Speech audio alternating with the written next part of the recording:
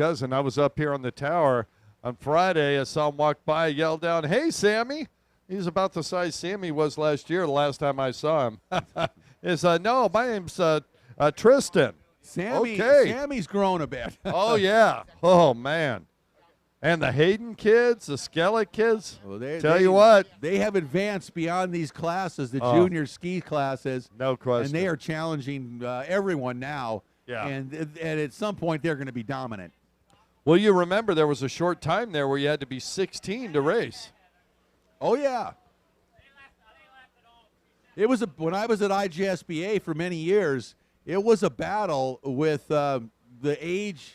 I mean, even to ride personal watercraft, you have to be different areas, 14 to 16. So, yeah, getting the young kids into racing was a real boon for the sport and a great move by the people that really made that happen. Yep. Because as we've seen, these kids can handle these watercraft, and they're good at it. Yeah, and when you start that early, I know there was a rider that may have started a couple of weeks before his 16th birthday. I don't know anything when about he was, that. 12-year-old Chris McCluggage. Never heard of that. Yeah, the stand on his craft on the starting line. Basically, when I saw him race, on an X2 at Havasu, I think I remember more clearly than anything. It was basically a helmet on an X2 going around the course. A big white helmet and an X2 going very fast around the race course. Got a rider down out on the left-hand side. Oh, we got a course marshal down. Got some course marshals doing a little mid-course correction here. And as our riders work their way around. And is it? Yes, it is. Okay, Dustin Voss so Makes far out in front. And then Tristan makes a nice wide in-control turn around the course marshals that were kind of stuck right there. Yep. This kid impresses, man. The argument was there are no, unlike motocross, because we take a lot of cues from motocross as the sport was born and grew, and we always envisioned it as motocross on the water, which it really is. But the argument was for kids was that there are no mini bikes like there are in motorcycle racing. Right. Well, it's been proven now that with good direction and support and teaching, these kids are very capable of handling these stand-up watercraft as is. Absolutely, no question. And I would not want to put my kid on a 300, honestly. That was the only other option, right? And they just don't have enough power to be, in my mind, to be safe. Probably not. Not in a racing condition, at least. Dustin Voss out in front, and he takes the white flag. 1 lap to go for Dustin. Following Dustin, Dustin's in his own class, the 13 to 15-year-old class, excuse me. And then Tristan Ayala just absolutely dominating this junior ski 10 to 12 class. No, it's a great ride by Tristan. We need to call Veteran Ski GP, Amateur Ski GP to the line, please. Veteran Ski GP, Amateur Ski GP, you need to be on the line immediately. Now I do think that 440 550s would be an excellent watercraft for kids. Right. But I think perhaps that's not realistic because they're vintage. You have to go find them. You got to build them. Yeah. You really need a watercraft that you can buy off the showroom floor. Right. And to make it viable. And let's face it, you want your child to be out there riding something that's consistent, that's mechanically sound, and 440 550s, as much as we have loved them in the past, and there's a resurgence of vintage 440 550 racing, it takes a lot of mechanical ability to keep those things going. Yeah, you got to know what you're doing, no doubt about it, as Dustin Voss takes the win here. And Tristan Ayala, let's hear it, 901 out of Pembroke, Florida. Broward Motorsports rider, 11 years old. Tristan Ayala takes the win here again this morning. Yeah, doing Broward Motorsports proud, no question about it. For those of you who are watching on the World Wide Web, got a much better view today than yesterday. Want to give a big shout out to our live stream sponsors, M&M Power Sports. Got everything you need for used parts for any kind of personal watercraft or UTV. They are huge in UTV parts. And, of course, as we'll highlight them next weekend in Daytona Beach, Primo Wind with their green energy tree. We'll be showing that and probably throw that on the live stream next weekend. Of course, the live stream being handled, as always, by Richard Ignacio, live streaming 247.com. All right, up next, Veteran Ski GP and Amateur Ski GP, Mr. Rick Lake. Who we got in Veterans?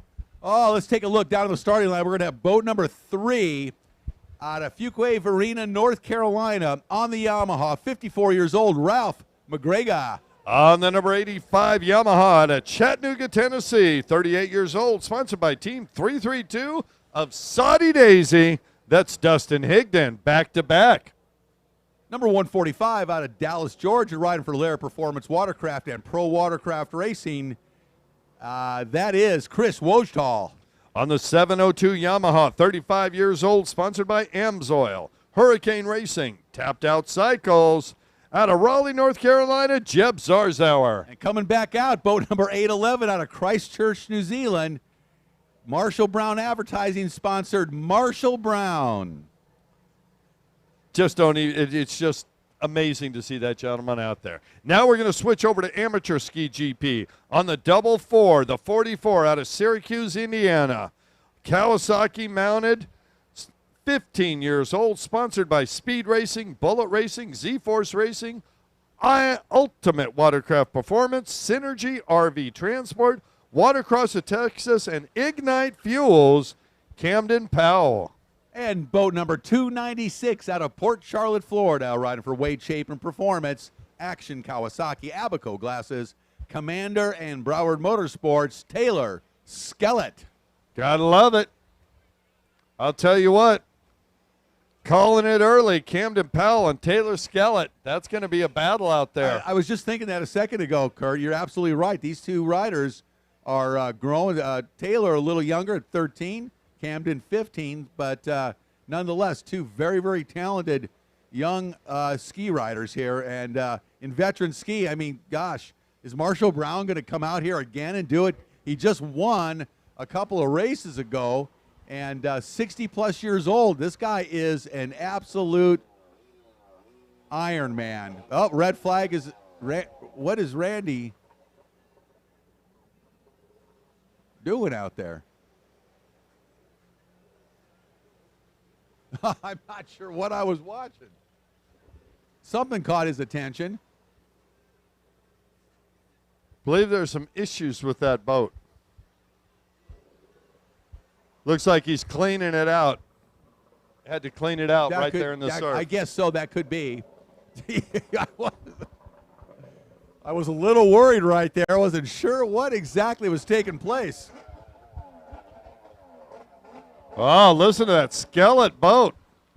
That thing sounds mean. You okay out there, Randy? Good news. Course Marshal Randy.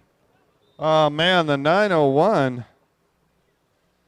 Oh, that's Tristan from the last race. It just off to the side. And he waves him off. Go. Oh, that was quick. Yeah.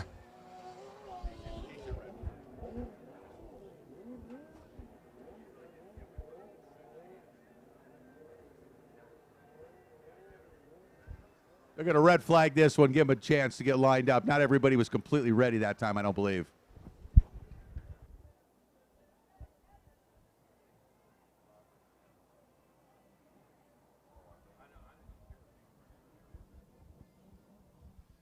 Well, as they line up, that gives us another chance to talk about our sponsors. A new sponsor this year, Slippery Wetsuits, on tour. And, man. It's really good to have them on board. We will have our course marshals outfitted, I'm sure, in all full Slippery regalia here in very shortly as it comes in for their due 2019 product. But One thing about Slippery Wetsuits, I've worked with them for many years, and I will tell you, if you are a big guy, a tall guy, I'm 6'6", Kurt, you're about 6'3", and, you know, it's nice to have gear that fits. And Slippery has sizes that accommodate tall, big guys. And I'll tell you, you can't find that anywhere else.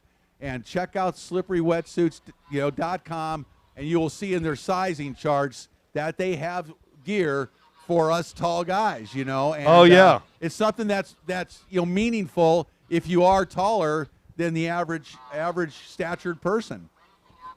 Yeah, our buddy Josh out there been doing this a long time, and their design team based in the USA as opposed to production elsewhere. But I tell you what, they put a lot of effort into the quality and the design of their materials to fit a wide range of body sizes. Absolutely. Wide range. I've been working with Jim Gallagher for 100 years there at Slippery and Thor and stuff, and great people, and really, really happy to have them on board as official wetsuit of the tour this year. All right, where's Marshall Brown? About in that fourth spot. Out in front. Is that McGregor? Have to take a look when he comes around, but boat number 3 takes the hole shot, Kurt. That's Ralph McGregor with the early lead. McGregor, great drive off the line. Tell you what, 54 years old. He's not that much younger than Marshall Brown. And then right behind him, number 44, that big SXR 1500 is Camden Powell. And that's going to be a force to be reckoned with out here today. Look out, Mr. McGregor. I was talking to Derek, Camden's dad.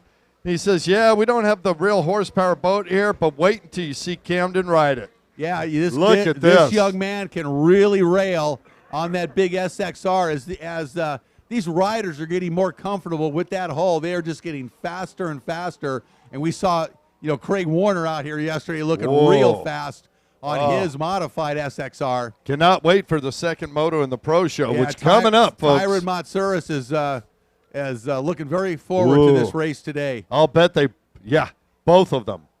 Well, McGregor's still out front, but here comes Powell. Let's watch them as they come off the jet trim back straightaway. Now, one thing to mention about this race right now is these two riders are in two different classes. Yes. McGregor is a veteran, and Camden Powell, 15 years old, in amateur ski GP. So two different classes, veteran ski GP and amateur GP ski. So both are winning their respective classes at this moment. But you know what? They're racing. And I'm going to say Camden's going to join the veterans class in just 25 more years. So they're right there. McGregor gets it. The pressure gets to him a little bit, trying to hold Camden off and lose the lead. And then who goes into first place in veterans? Let's see, Marshall Brown. Marshall Brown it is. Boat Anybody number from New Zealand? Out of Christchurch, New Zealand. Marshall Brown Advertising sponsored Marshall Brown. And again, Marshall over 60 years old and is just railing this weekend in impressive fashion. Looks like Chris Watchtall right there.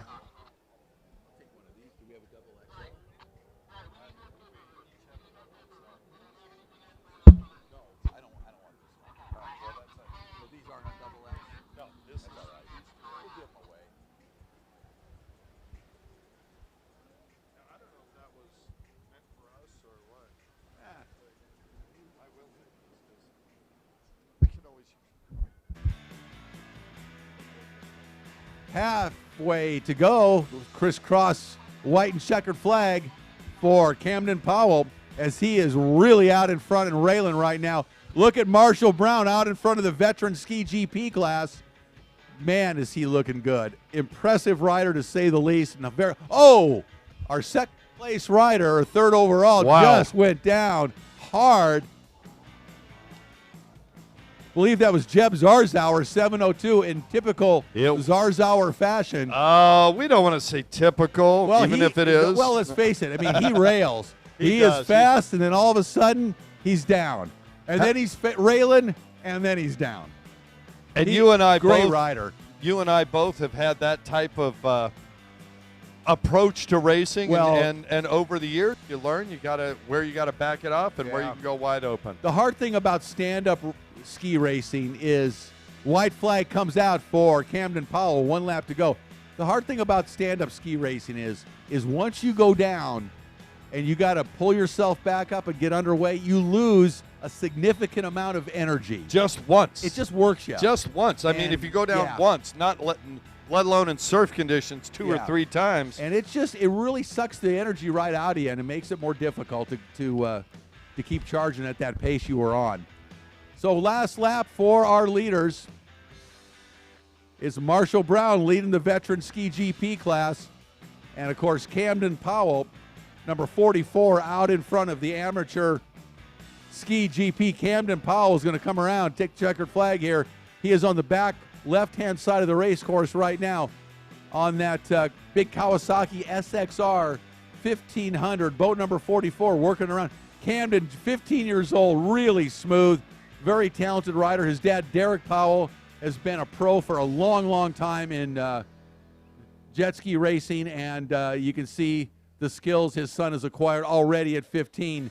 And he comes around, 44, takes the win in amateur ski GP. Camden Powell out of Syracuse, Indiana. And then right behind him, not far back, boat number 811, Marshall Brown out of Christchurch, New Zealand, over 60, as we've said, probably too many times. But it is just an impressive feat to see him out here performing at this level. Congratulations.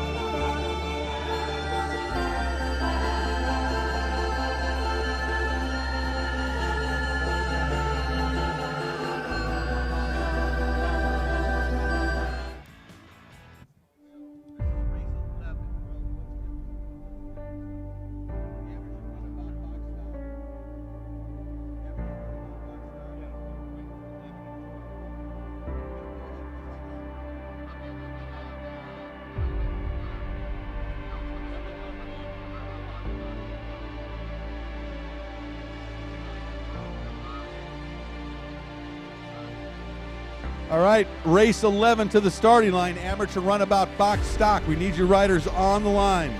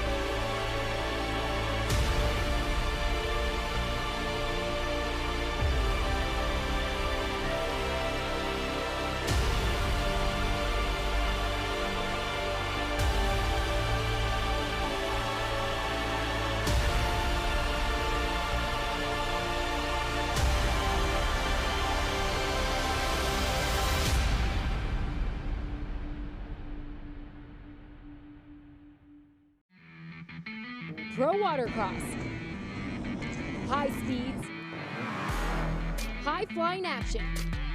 Who will be the next world champion? We find out next on CBS Sports Network.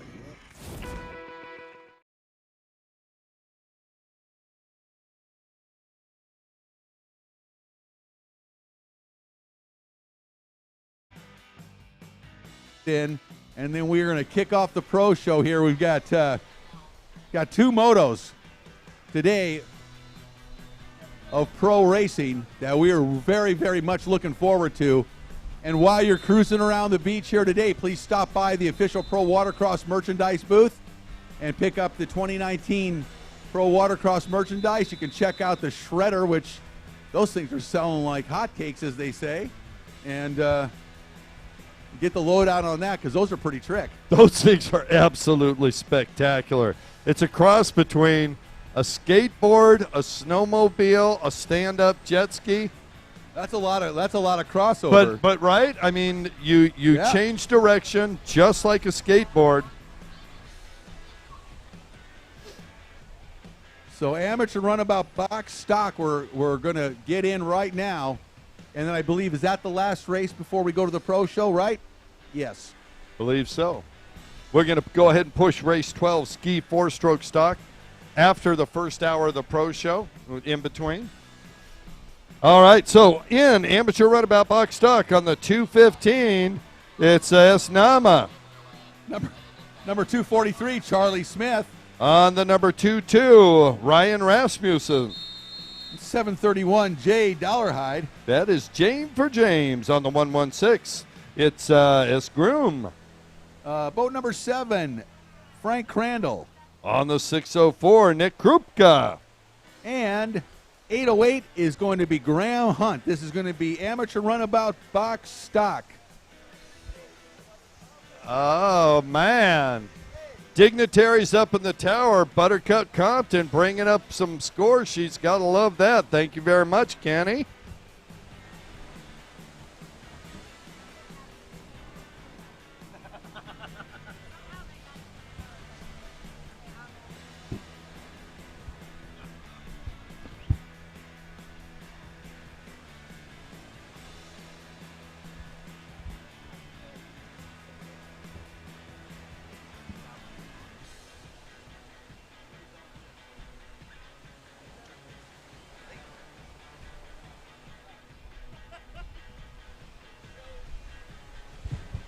Hey, you know what? I was just thinking, these sell 2 more shredders. We got a class.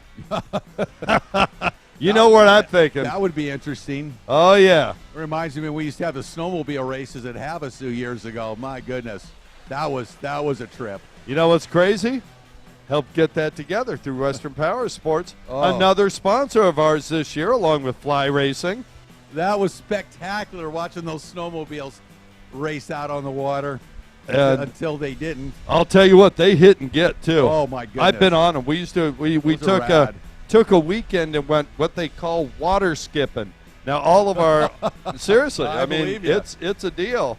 And well, you've seen it. Who is the Red Bull rider that's in the water? Robbie. Oh, I know what you mean. Yeah, Robbie Madison. Robbie Madison. Wow, what a video. And they're off and running. Amateur runabout box stock. Is that, I believe, Rasmussen out front.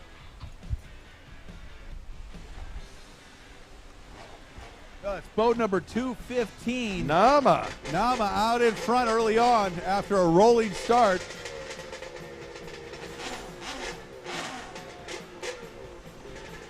Nama out in front. It looks like Graham Hunt, I believe. Yeah, I believe so. And Groom in that third position. Yep, Hunt in second behind Nama. Groom on the Sea-Doo. Only Sea-Doo out there. The rest is, let's see, Yamaha, Kawasaki. We've got one Kawasaki out there as well. There is a Ultra, Kawasaki Ultra that's been competing out there. That is Frank Crandall. Yeah. On the green Ultra. But right now, it's Nama out in front. Boy, he's putting it down, isn't he? With Graham Hunt behind him. Yeah, he is. He Whoa. is charged. Oh, he is oh, that was hard. vicious. This is amateur runabout box stock. And he is hooking it up out there. Nama out in front, flying. Nice air. Graham Hunt behind him in second. Hunt got to be a little bit tired after all that Supercourse. Yeah, you would think so. Then the Sea-Doo of Groom in third position. Charlie Smith right behind. Charlie hit the exit button in his first moto today. It looks large and charged now, and he is 1, 2, 3 in that fourth position. Want to give a shout out to our buddy Tony at Alert GPS. You know, I'm telling you, who was it that on the 111, Billy Dearman could have used an Alert GPS to find out where his boat was after he took that trip. Boy, no kidding. You know what? I was just thinking, Jessica at Water's Edge Photography is getting some great photo shots in the surf here. You can go online and see it at watersedgephoto.online, not .com, .online. And she's got some great packages for riders that are going to do the tour. Oh, rider down. And that is it. Groom on that Sea-Doo that went off. And one announcement I'd like to make further on the merchandise booth is we will have membership packets available at the merchandise tent at 11 a.m. this morning. So right about now, you can go down to the merchandise booth and pick up your membership packet.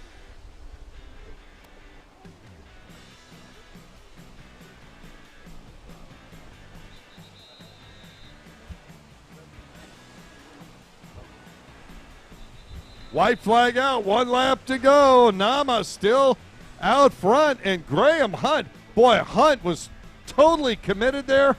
Couldn't make the turn and rolled over that wave sideways. It cost him a couple of boat lengths. He was on a charge there, but boy, he's really going to have to wick it up. He wants to catch Nama in this next half a lap. Nama on the jet trim back straightaway. He is accelerating away, and Graham Hunt, you're going to have to work really hard. Yeah, Hunt's got a lot of laps out there after that SUP-CROSS race this weekend. Groom back up and underway.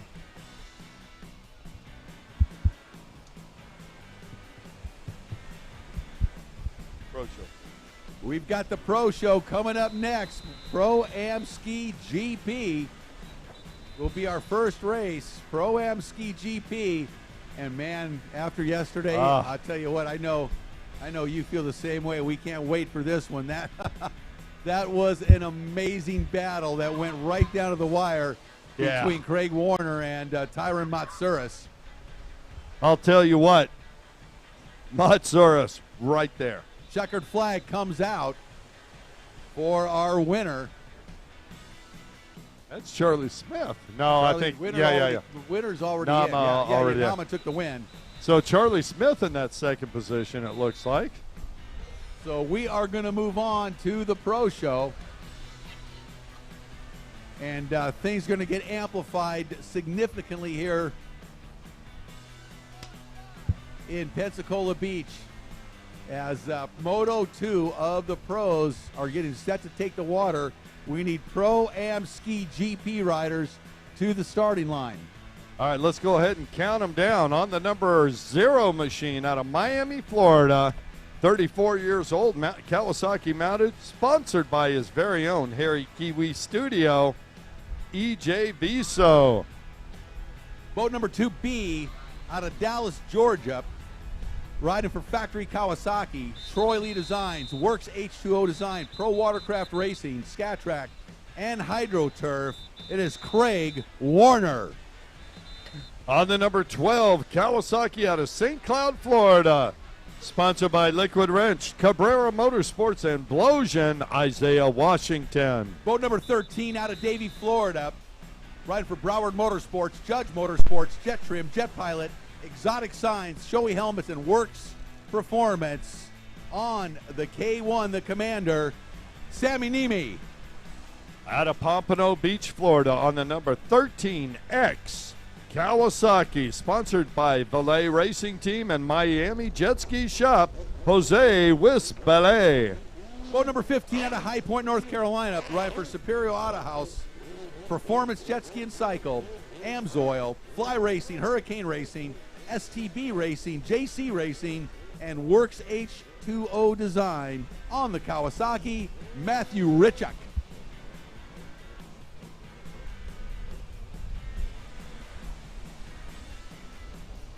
On the 2ZA out of Epinyani, South Africa, 31 years old, sponsored by Commander Industries and Jet Pilot, Tyron Matsouras. and he is on the GP1 Turbo Commander boat. Oh, well, move that K1 up and go to the GP1. Boat number 44 out of Syracuse, Indiana, riding for Speed Racing, Bullet Racing, Z-Force Racing, Ultimate Watercraft Performance, Synergy RV Transport, Watercross of Texas, and Ignite Fuels on the Kawasaki, Derek Powell. On the number 51 Kawasaki out of Miramar, Florida. Sponsored by Cabrera Motorsports, Broward Motorsports, Tim Miller Racing, Exotic Signs, Hamilton's JC Racing, Tim Judge Motorsports, and Watercross of Texas, David Cabrera. Boat number 85 out of Biloxi, Mississippi, riding for Performance Jet Ski and Cycle, HRT Racing, Commander Industries, Fly Racing, 100% in Hamilton's, Jules Hopkins. And on the 296 out of Port Charlotte, Florida, also on a K1, sponsored by Wade Chapin Performance, Action Kawasaki, Abaco Glasses, Commander Industries, and Broward Motorsports, Hayden Skellett. That's it, the lineup, Pro-Am Ski GP.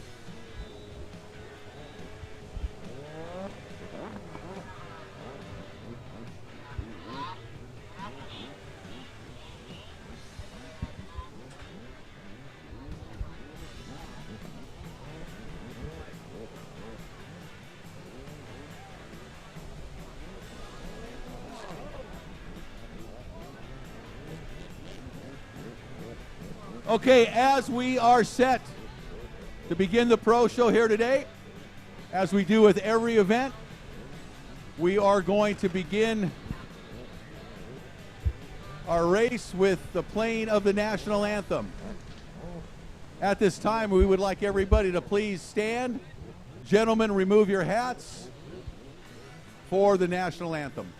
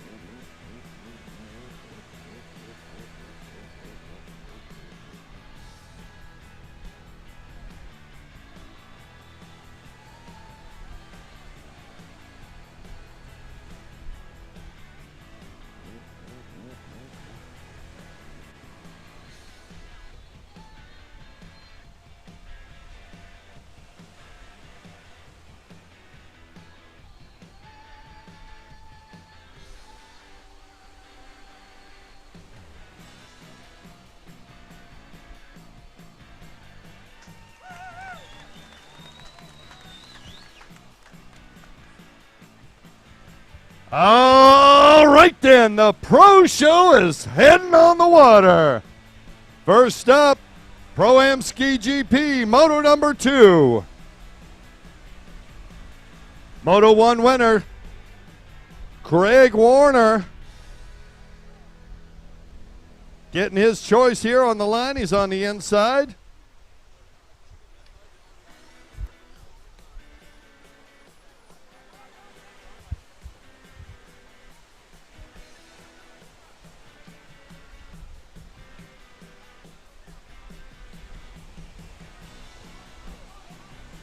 And right before we get started, we always like to have a blessing for our races, and Brad Heel's here to deliver that this morning. Brad? Thank you. Let us pray. Dear Heavenly Father, we thank you for this day that you've given us to be out here with these great people. We thank you for all the hard work that's been put into this. We ask that you would protect and guide each racer throughout the day, that at the end of the day we can always remember and say that it was a good day. Amen. Thank you, Brad. And here we go, underway. Thank you, Brad. Craig Warner hitting the go button early, but goes off course. He's going to have to settle in that second or third position now. Is that Tyron Matsouras out in front? Looks like Mott's out in front on that yes, GP1 it does. Turbo. Is that Derek Powell in second? Looks like a double four to Powell me. in second. Here comes Tyron Matsouras. Matsouras on that Commander GP1. Oh, look out. Turbo ski, and he is going to be tough to handle out in front and charging hard. Tyron Matsouras out of Epinyani, South Africa, charging on the Commander early on here. Derek Powell, 44 in second. Warner in third. So Warner is going to have his work cut out for him as Tyron Matsouras has jumped out to an early lead. Warner was blasted through the wave. He was right there, but he went off course. He went to the inside. He had to come back, and when he did that, Matsouras swept from the outside. Look, a beautiful ride by Matsouras so far. He is extending his lead. He's already got 4 buoys between him and second place. Yeah, Tyron yesterday, came up and we talked to him for a sec, and he definitely left no question that he was really not happy with the finish on the race yesterday. He came in second to Craig, and he was going to make up for that today. And he has certainly started off strong here in Moto number 2. Yeah, he just came in. He says, hey, I made a mistake. That was it. And, Craig was riding great. Warner made a mistake off the start. Instead of being first, he's in third. That's what happens in Pro-Am Ski GP. Down the long back straightaway goes Tyron Matsouras, charging hard on that GP1 Commander boat. He is running the turbo setup, the triple cylinder Yamaha with a turbo, and as opposed to his brother Dustin, who runs the SXR 1500 Kawasaki platform in that same Commander GP hull. But being a 4-cylinder machine, not with the turbo. The 4-cylinder, naturally aspirated 4-cylinder Kawasaki engine, as opposed to the turbo 3-cylinder Yamaha motor that Tyron is running. Derek Powell likewise running the Kawasaki SXR 1500 in naturally aspirated form because they're restricted to that, as well as Craig Warner. And let's face it, right now, there's 2 champions battling it out for second and third. Craig Warner, multi-time champion, as is Derek Powell. Both of these riders used to being on the top of the podium in their careers, and they're battling for second and third.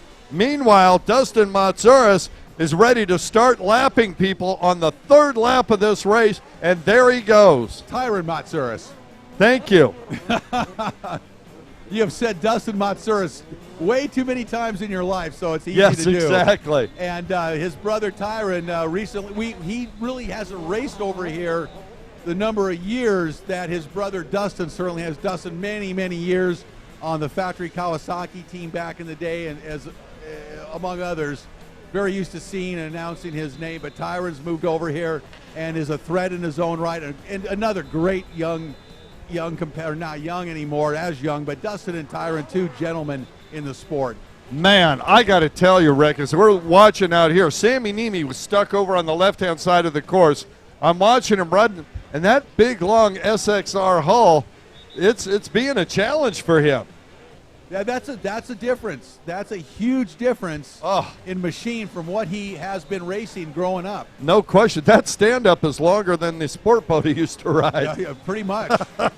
That's a different animal altogether, and it definitely takes some adjusting. We've seen the last couple of years have been a big adjustment for riders that have been, trying to get a handle on those SXR 1500s, and they're really starting to do it. I mean, Craig's is really fast. Number of riders all over the place are getting real fast on those SXRs, so they're doing a good job on them. And Craig's certainly disappointed right now to not have the start he had hoped for to be able to compete with Tyron out in front. And Tyron is just slicing through traffic. I mean, not sure if we have enough laps, but look out, Craig Warner, because Tyron might be lapping you here in a little bit. Tyron Matsura is absolutely decimating the field right now on that Commander GP1.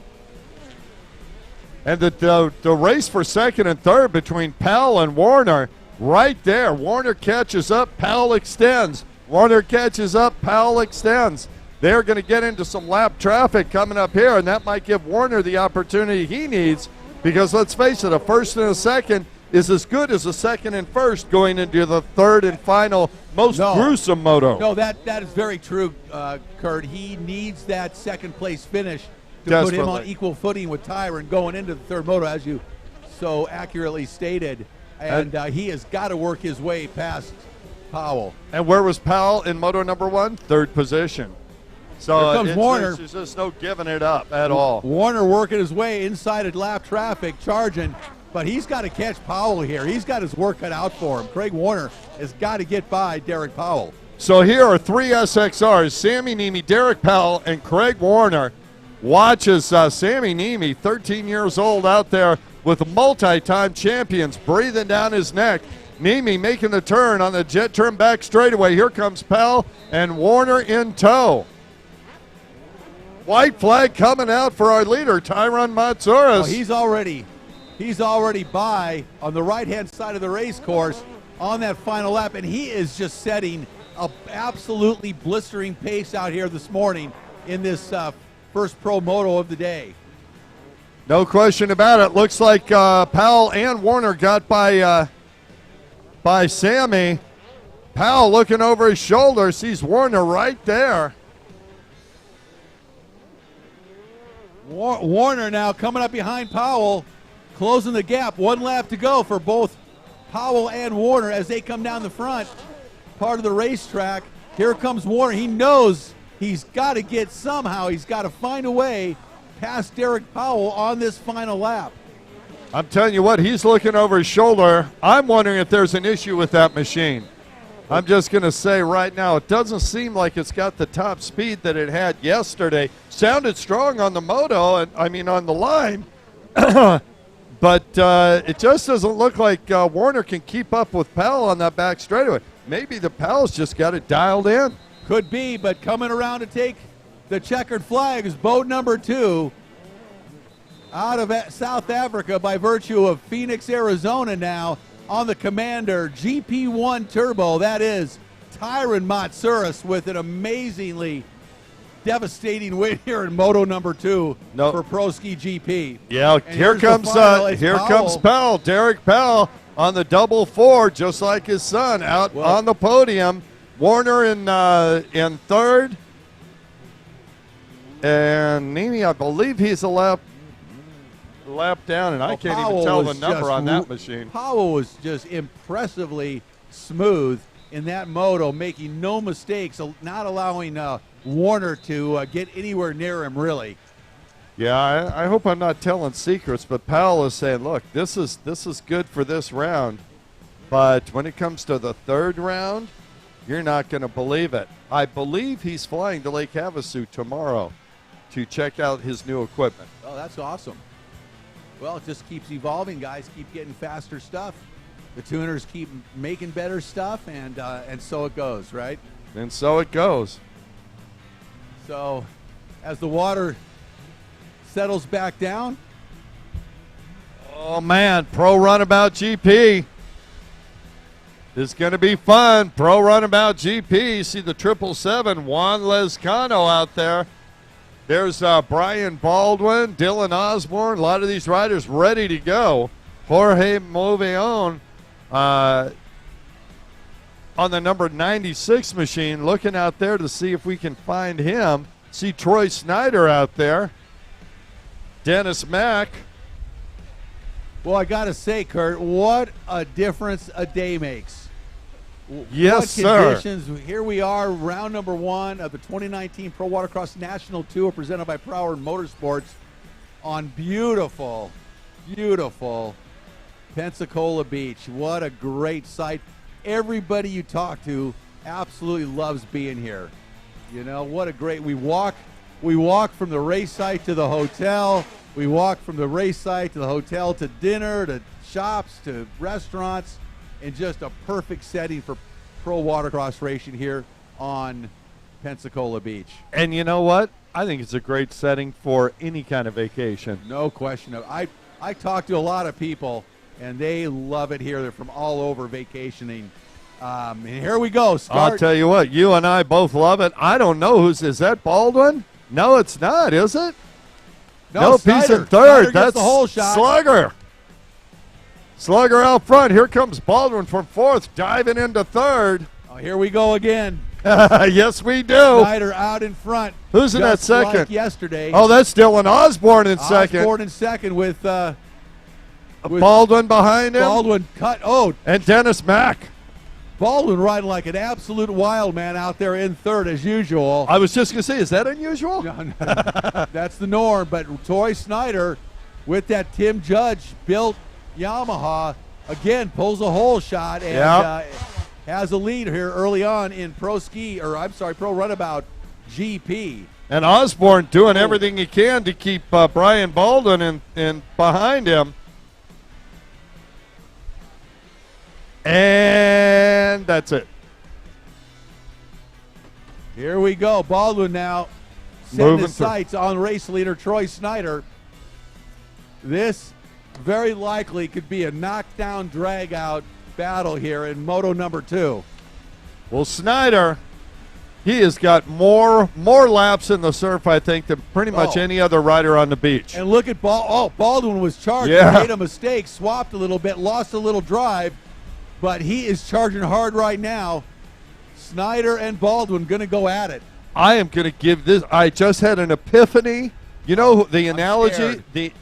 Don't be the analogy here. Bob Hurricane Hanna. Does Brian Baldwin not remind you of Bob Hurricane Hanna? Well, a little bit. I mean, I mean a lot. I've seen Hanna do some crazy things on a motorcycle, and I can't even tell you the stuff I've watched him do. But boy, Baldwin's on the gas, no doubt about it. Here comes Snyder. I think Baldwin's using that brake.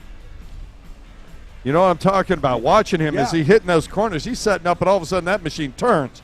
Stops and turns. Not on every corner, of course. Very well likely could be. I mean, these are GP boats. Look at that. I don't know what his setup actually is on him, if they remove that ride system or not. Maybe not. But this is a battle. Snyder and Baldwin, these two are going to go at it this entire moto, guaranteed, here in GP Runabout as they really start separating from the rest of the field. Wow. Well, you can see Baldwin reeling him in at the end of the straightaway, but Troy holding his line, and that Judge Motorsports power, I'll tell you what, he got a lot of torque in that thing. He's accelerating out of the corners. They've got that thing propped well right now. Oh, Baldwin trying to sneak in.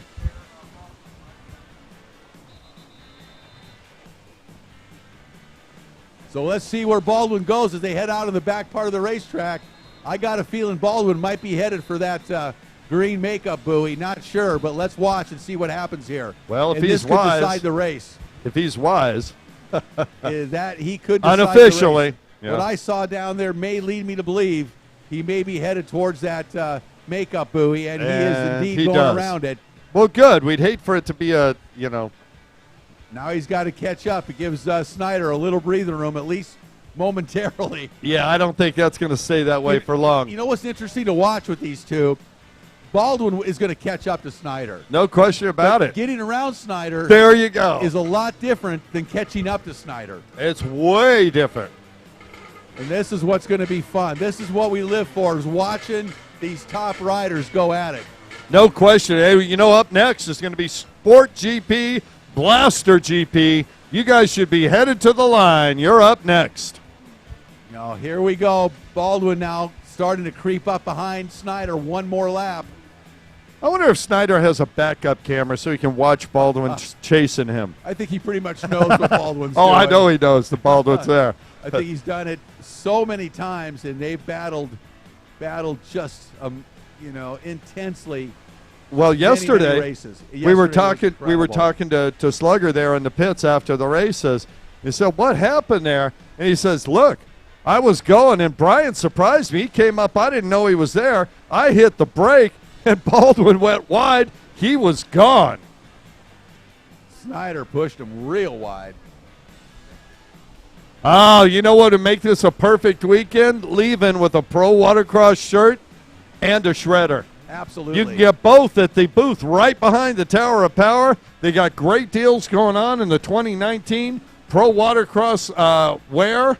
There's we've got the DVDs from last year's tour. If you want to see what most of these riders were doing last year, see how they upgrade. And look at this. Well, right now, Baldwin again went out to the makeup buoy. Yeah, well, he's got a little difficulty with this double orange over here. Apparently, Keeps hitting the brake so. and missing the second one. So Snyder now, with 1 lap to go, is in full command of this moto number 2. Oh, and Brian Baldwin had to ride over that wave. It cost him a boat length. It did indeed. Look, folks online, watch this. Brian Baldwin on the last lap trying to catch Troy Snyder so that they're equal on points going into the third moto. And I don't think Snyder's going to have any of that. Oh, Troy's not going to let him have it for certain. No. Look at Troy. He's getting down there below the handlebars on that back straightaway, reducing aerodynamic friction, right? He's doing everything he can.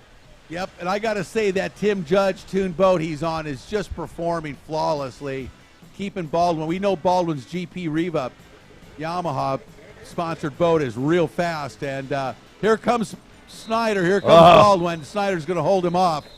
Wow, what a race! Well, with Baldwin taking that outside makeup buoy a couple laps, that was the decider in the race right I'll tell you what, gotta love it. Dylan Osborne right there in the third spot. D-Mac in fourth, and rounding out the field, Juan Lezcano from Miami Jet Ski Shop. Wow, I'll tell you what, Pro-Am Runabout GP, they were going crazy. I'm excited about this next one. Sport GP, Blaster GP combined, Rick Lake. It's going to be insane with the boats we got out there. Yeah, this is going to be quite a battle. And this one, frankly, sometimes gets hard to keep track of because these guys swap out spots, are flying all over the place, and it's always exciting in the sport class, no doubt about it. Yeah, and remember, yesterday, Sammy Niemi, dead last, worked his way all the way up to second position. Billy Dearman out in front. That was his race.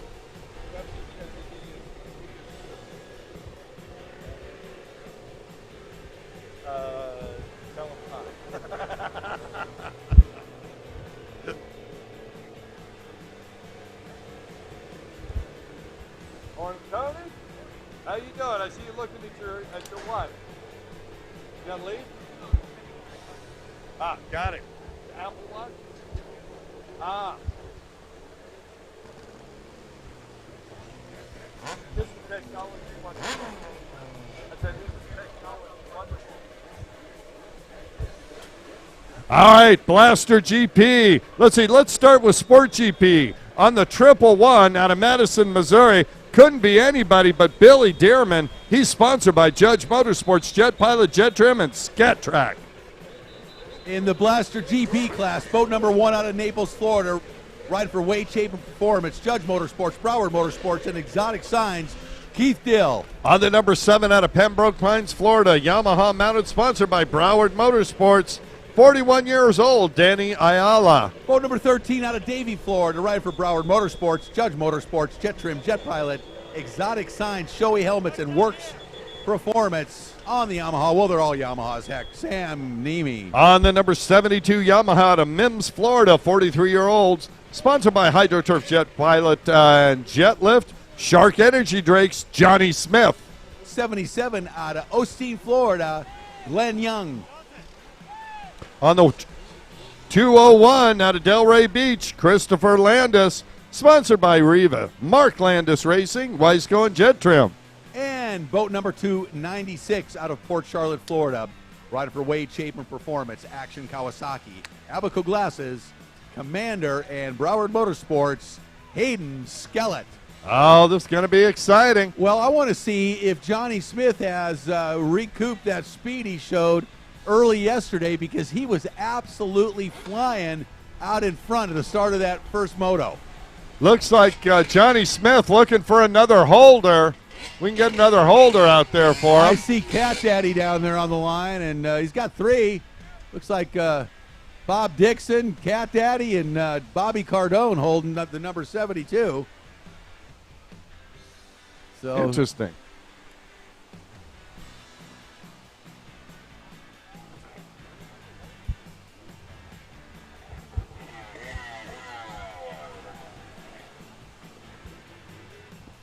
Got excessive holders on the line.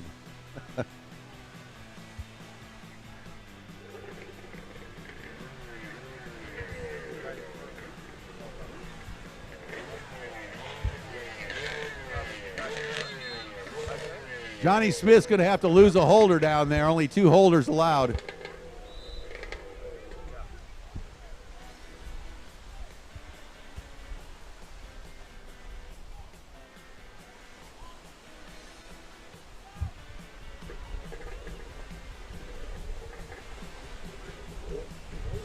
All right, here we go. Blaster GP and Sport GP. It's going to be a tough start. Go! Oh, nice! Sam Nemi, he's real close, I'll tell you what. Billy Dearman and Nemi are side by side. Dearman's got, Nemi takes it. Dearman on the inside, he might be able to scoop it around. Oh, Nemi just commands that lead. Sam Nemi just said, move over, Billy Dearman. This one's mine. Cardone in third. He goes wide. Here comes, I believe, Keith Dill. Cardone going to try and sneak inside him. Can't quite do it. He's back in fourth. Cardone not in this one, Kurt. But excuse me. Nemi out in front. Dearman second. And then Dill third. Those are our top 3. 296. Hayden Skeleton fourth. That I was calling Bobby Cardone because of the color of his wetsuit. What is it with me? I've been trying to figure that out. Yes. I have not come to any kind of conclusion yet. My entire family thinking the same thing. So Nemi out in front. front. Look at down that back straightaway.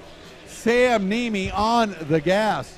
Hey, you know what they got? We got a great show going on here, but in between motos, right behind us where they're selling the shirts and DVDs, well, we've got the Alert GPS back there. So if you want to see something that can save your truck, your trailer, your watercraft, your motorcycle, heck, you could put one on your children in the backpack, and I believe Tony does. They're spectacular devices. They're sponsoring the tour. Go down there and see one. You will want one, I guarantee it. Absolutely. Very, very cool technology. You can track your vehicles on an app on your phone. So it's pretty cool. You got to check it out. And Donnie Smith down in front here, right in front, having some problems, unfortunately, but not having problems on the back straightaway is boat number 13, the race leader, Sam Nemi. I'll tell you what, the top 4 riders, all friends with each other. They race like crazy together.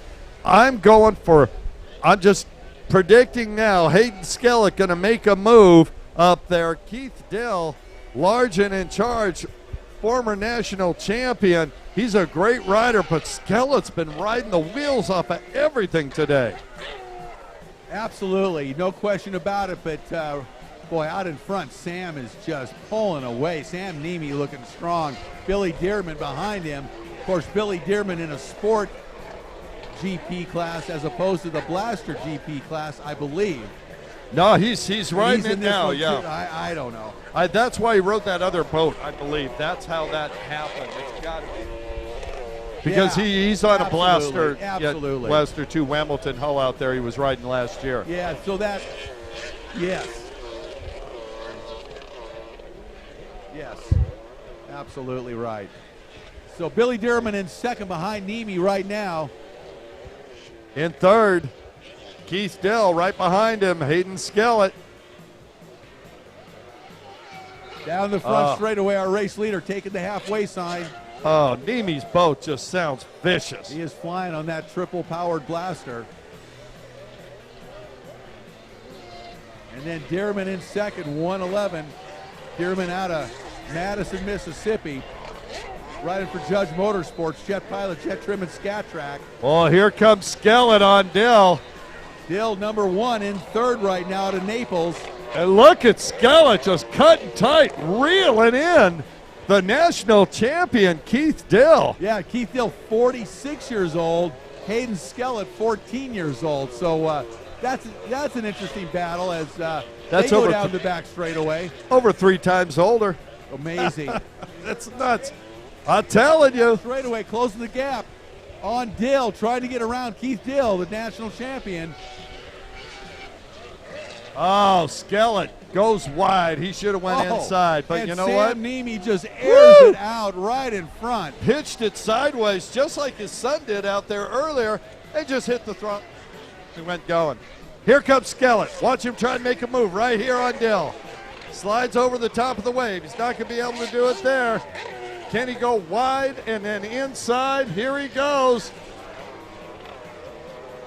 Dill knows he's there and leaves the door open for Skellett to go tight inside, and he does. Hayden Skellett trying to make a move. Keith Dill not giving it up easy, though. Keith Dill working hard to hang on to that third position. And you know, these surf races, one other thing I love about surf racing, I mean, this is the best. I mean, right? One thing I really like about surf racing is no split course. Yeah. Now, I don't mind a split course. I'm not a fan.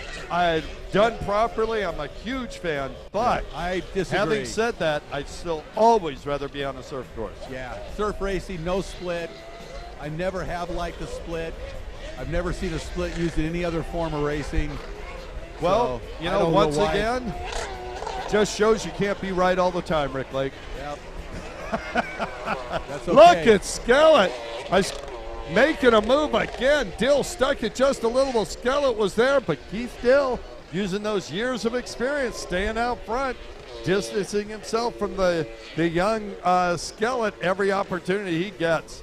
Meanwhile, Absolutely. Sam Nemi cruising. Yeah, Nemi checked out. He's having fun out there, playing a little bit, getting some air on the waves as he really, really pushed to a commanding lead early on and has held it. 1 lap to go. White flag out for Sam Nemi on that number 13 Blaster. Sam, of course, owner of Broward Motorsports, so that wouldn't make sense that is his sponsor. But his boat's a Judge Motorsports tuned engine, and it is a potent combination. There's the battle. Second. White flag out. This is the final lap. If Hayden Skellett's going to make a move on Keith Dill, it's going to have to be now. They're starting to catch up to Dearman just a little bit. I don't think there's enough time. Well, Keith Dill is going to hang on to that inside position on these corners and force Hayden Skellett to go around the outside, which is really a tall task to do. You really got to have superior speed to be able to go around the outside of another rider. Yeah, to sweep in the surf, the waves are pushing you away at the same time you're motoring away. It's difficult to make a sweep, an outside sweep past stick in the surf. And checkered flag comes out for the winner, Moto number 2 in Blaster GP. That is Sam Nemi taking the win, boat number 13 in second place. 111 with a clean ride in second, Billy Dearman.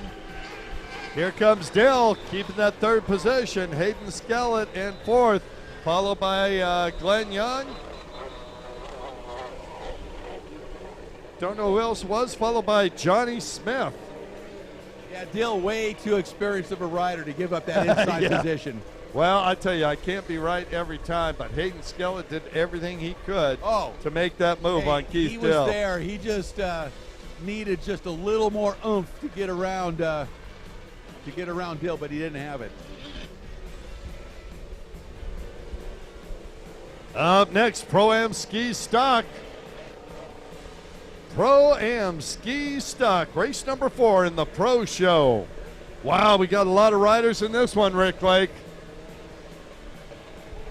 We got a couple of minutes here, a great idea, and we want to encourage everyone down on the beach to hydrate. And after you're done hydrating, go on over, see Stephanie Compton and AJ Handler at the Pro Watercross official merchandise tent. They've got shirts, they got DVDs, they got shredders, they've got alert GPSs. What else you got Kurt, down there? They're bored. They're bored. These Free guys beer? are bored down there. Did you Come say on. free beer? Come down and see AJ and Stephanie pick up some merchandise. What are you guys doing? It's the first round. Everything is fresh right out of the oven. Go get the latest and greatest. It's before it gets picked over. 2019 merchandise available. And wake these two up back there. I'll tell you what, you want to make sure you get your size while we've got it. Watch your head, Rick. And I heard correctly, AJ, and let me know if this is true. We've got orders for 4 shredders already. One more, and we got a class, brother. Oh, yeah. Daytona Beach, look out. We going to have them delivered there? We're going to get a truck to bring a half a dozen shredders out there. It's go time, Mr. Rick Lake. It is, and let's take a look at the lineup for Pro-Am Ski Stock. On the line, double zeros out of Apex, North Carolina on the Kawasaki, Callaway Turner. On the number 1 out of Pomaria, South Carolina, Yamaha mounted Kenny McKenzie. He's sponsored by LPW Performance, Hurricane Racing, Jet Pilot, and HYDROFLIGHT. Boat number 13 out of Davie, Florida, riding for Broward Motorsports, Judge Motorsports, Jet Trim, Jet Pilot, Exotic Signs, Shoei Helmets, and Works Performance, Sammy Niemi. On the number 15, Yamaha out of High Point, North Carolina, sponsored by Superior Auto House, Performance Jet Ski and Cycle, Amsoil, Fly Racing, Hurricane Racing, STB Racing, JC Racing, Works H2O Design, Matthew Ritchuk. Boat number 20 out of Gold Coast, Australia, riding for Speed Zone, Action Horizon Stunts, 39 years old on the Yamaha, Guy Greenland. On the double 2 out of Moreno Valley, California, sponsored by Yamaha, Riva Racing, Watercraft Clinic, Wiseco, and Gasket Technologies, Tyler Hill. Boat number 50 out of Huntersville, North Carolina, riding for Judge Motorsports, Paul Pachowski. On the number 182 out of Masella, Georgia, Kawasaki mounted, 31-year-old, self-sponsored Brock Harris. On the 296 out of Port Charlotte, Florida, Yamaha mounted, only 14 years old, sponsored by Wade Chapin Performance Action, Kawasaki, Abaco Glasses, Commander Industries, and Broward Motorsports, Hayden Skellett yet again. Boat number 419 out of Lino Lakes, Minnesota, riding for Hanson Sports, Extreme Max Products, EB Ski, that is Jeff Hansen. On the 702 out of Raleigh, North Carolina, Yamaha mounted, 35 years old, sponsored by Amsoil, Hurricane Racing, and Tapped Out Cycles, Jeb Zarzauer. On the 811 out of Christchurch, New Zealand, sponsored by Marshall Brown Advertising, Marshall Brown. And on the 859 Yamaha out of Roseville, Michigan, Brandon Cornlison. All right, here we go. Pro-Am Ski Stock on the line. Let's see what we got. This is going to be a good one. Matthew Ritchuk, Moto 1 winner. He's on the pole, and they're off. Ritchuk, sky shot. What a jump by Ritchuk. What a hole shot. Now you got to hold it. Looks like you got a strong rider on the outside. I think that might be Kenny McKenzie again. Those two battled. Oh, Ritchuk hanging on to that inside line, Kurt. Oh, man, he's stuck in there. Is that McGregor? No, McGregor not out there. I believe it is Kenny McKenzie on the number 1. Who is that in second position? 182 in second. Oh, Brock Harris. So Brock right behind Ritchuk. Well, I tell you what, Matthew Ritchuk has just been very impressive. We've seen him get faster and faster, and this 18-year-old out of High Point, North Carolina, just continues to impress on the skis. He is out front and rolling. Matthew Ritchuk, I'll tell you what, it's watching riders progress the way Ritchuk is right now that makes you just absolutely love this sport. You watch the kids grow up, and man. I really like his style. He's got great form, and he just gets better and better, and I think he's a rider to keep an eye on. As long as he wants to be part of this, he is going to be a real top talent, and he's going to get faster and faster. I agree with you. And you know, I think the difference this year from last year, he's learned to slow down. You don't have to be wild. You just have to be in control. That's so big a part of it, particularly in these conditions. You know, we talked to Jimmy Wilson yesterday, and he really emphasized that. He said, it's all about the finger out here. Yeah. You got to really know when to back it down, stay in control, you know, and not overcharge and make mistakes because of it. Yeah, and I think every rider you talk to kind of likes it. Everything except a really old rider with a really powerful, expensive ski wants the surf. You know what I mean? Read between the lines. Hey, you know, these conditions really separate the riders. I mean, you really find out who can ride when you're, you know, yesterday was insane. We saw who can rain. You know, and speaking of one of our sponsors, the Hull Speed, I just found out that D-Mac has picked up a sponsorship from Hull Speed. Oh, that's not surprising with what he did with a machine that only run half its potential RPM. So if he's still at 5,000 RPM, that Hull Speed could put him into the lead. Exactly. He might have won that second moto. I know. So let's see what happens from here on out with Dennis stuck Mack out there. They're having some real issues getting him on the hook to bring him in.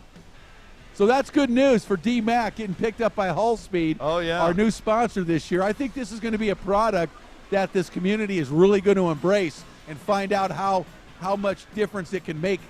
It's a good news, bad news. Good news for D-Mac, bad news for everybody else. Pretty much. But you can purchase it. It's not like it's a secret. You can just go grab it. I'm going to get some and try it on an SUP board I have. Great idea. Yeah, I'll seriously try it. I think it'd be great. So is that Callaway Turner on the hook? Yes, it is. I'm looking back there. I see Skellett in 6th position. And boy, Matthew Richuk, I'll tell you what. Impressive, huh? Yeah, very impressive. I mean, we've seen him race the last few years and just get better and better. And I think you're right. I mean, he has really gotten more refined. He's not making mistakes. He's just really smooth and in charge. And in these conditions, that's so important. Well, and let's face it, last year at Charlotte was the first time he was on an SXR hull, right? True. He's learning to ride that after his Yamaha. He brings a Yamaha. Love the Yamaha in the surf. Well, he has shown that he is able to really race any watercraft very fast, whether it's an SXR or a Superjet, what have you. He is just a talented rider, and he's got good style. He's got good form, and he's got a good program going. I think that the SXR hull helped him, though, to get there, because prior to riding that SXR last year, he was out front, but then he was down in the water, and he was up, and he was down in the water.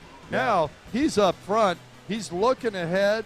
He's keeping his balance going, and he's not riding wild. He's just out front and cutting like a surgeon. Well, that SXR is a different animal altogether, and it's not something that most riders are going to hop on and really be adept at it immediately. There's a learning curve to it. It's a completely different animal. It's not like your standard stand-up hull that you kind of can throw around and manhandle. It's the opposite. You kind of learn how to guide it more than throw it around, you know? Yeah, absolutely. And, I mean, it's too heavy. It's too long. It's really big. Come on. But Actually, you and I are about the only riders who might be able to throw that thing around with leverage. The riders that I've talked to that have gotten you, Derek Powell loves it. Yep. You know, he told me last year, I remember talking to him at Charleston. He was like, I love this thing. Yeah. You know, more I ride it. And a lot of the riders are echoing those comments, and they're adjusting to it. And frankly, in conditions like this, with the rougher water, for most riders, they're an advantage. Not everybody, you know. Of course, Commander hulls are a different animal altogether, and that's a game changer. But not seeing that in ski stock, though. So not in ski stock. Yeah. Absolutely, exactly right. And you know what I'm thinking, and you've seen them, so you can tell me this. When you're coming in, okay, you're on the backside of the waves. It's tough. It is tough to control that ski as you dive into the trough between them. I'm thinking that larger hull helps them keep control. No doubt about it. Yeah. You know, you just have to manage it, and you ride it differently. I know a lot of riders like to ride that hull off the back. Matthew Richuk on the green helmet. Far right-hand side of the course, still out front. Richuk looking so good out there all by himself. Yeah, what do we got, Kurt? We need Pro-Am runabout box stock to the line. Oh, yeah. That's going to be fun. This is Pro-Am Ski Stock Moto number 2. We're running our Pro Moto 2s right now. We'll run Moto 3s later. We've got more amateur racing coming up as well today. Pretty much a complete full day of racing here on beautiful Pensacola Beach. I'm telling you, this is really a dream location. Yeah, seriously. You don't get better than this, Yeah. period. Yeah, you might get as good as this, but you won't get better. You don't get better. This is an ideal spot for racing. Yesterday was even better in some respects.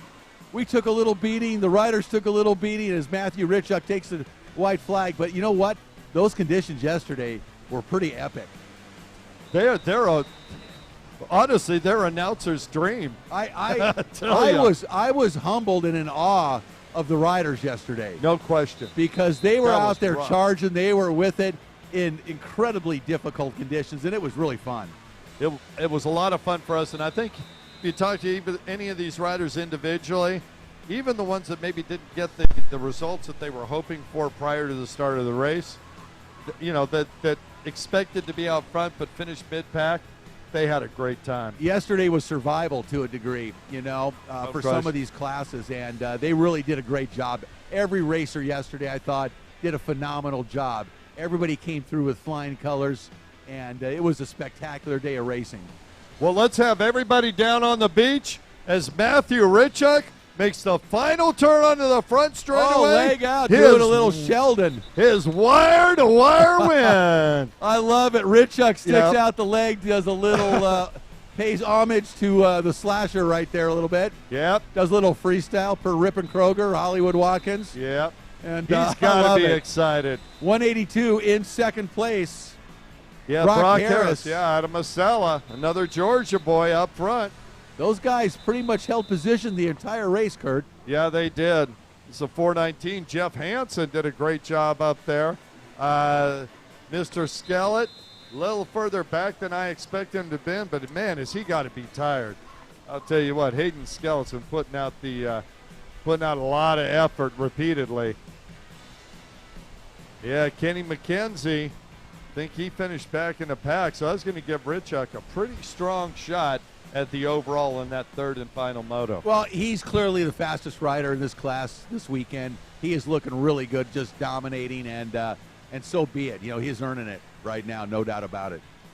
Pro-Am Runabout Box Stock coming up next. We need Pro-Am Runabout Box Stock riders on the line.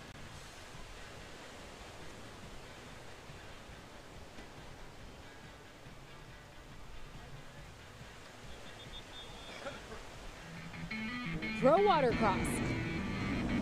High speeds. High flying action.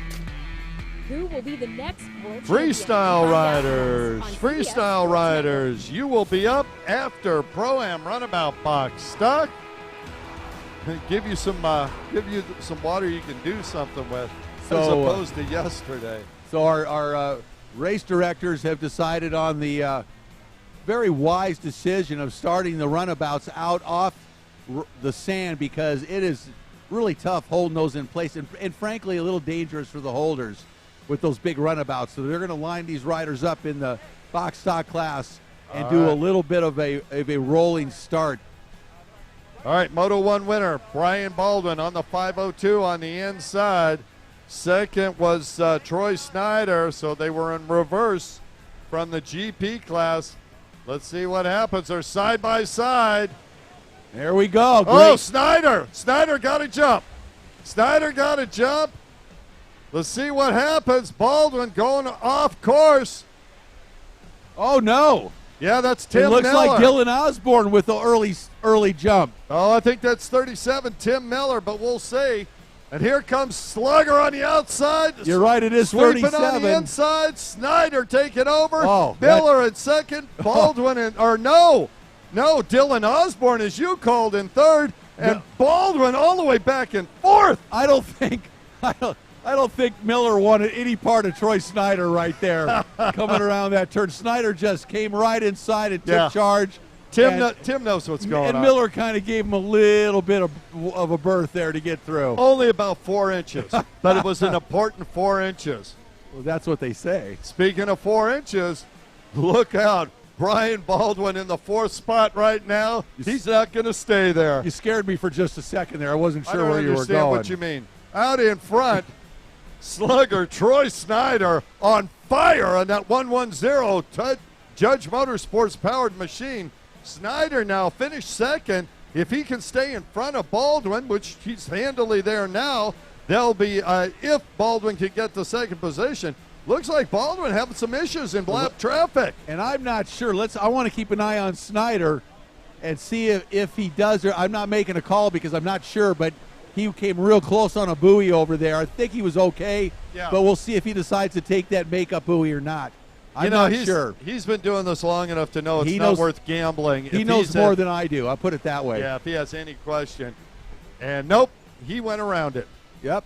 I'm going to say it. Once you lose a couple of races by not doing that, you got to make the call. Snyder out in front. Officially unofficial is what we say. Oh, look at Baldwin. Oh, Baldwin goes around the outside. Oh, he's on fire now. Now that is speed right there, going around the outside of a rider in a real sharp turn and overtaking him. You don't see that every day. No, you don't. So here comes Baldwin now with his old buddy Troy Snyder out in front. And once again, we're set up for a great battle, Kurt. I'll tell you what, these two are like high school rivals. It's like there's a magnet attached to Snyder's ski that pulls Baldwin up right behind him every lap here. I'll tell you what, I've never thought about that. But if anybody would have, it would have been Brian Baldwin. They're like, I think Baldwin's got the magnet. He flips the switch and just gets sucked up to Troy's pump. Right there, man. He's just he's just magnetically attached to Snyder. And I'll tell you what, Brian is just brutal on the double yellows here. No question in my mind, if there's a break, he's using it because that thing just stops, pivots, goes. Well, in this box stock class, he certainly could. I know that ride system on those Yamahas, you could actually use it in that manner if you care to, and he may very well be doing that. Well, let's see what happens on the back straightaway, the jet trim back straightaway. Snyder on there first. Oh! Snyder up and over, Rose that allowed Baldwin to pull in just a half a boat length. Yep. Boy, those are important little bits for Snyder to keep Baldwin behind him.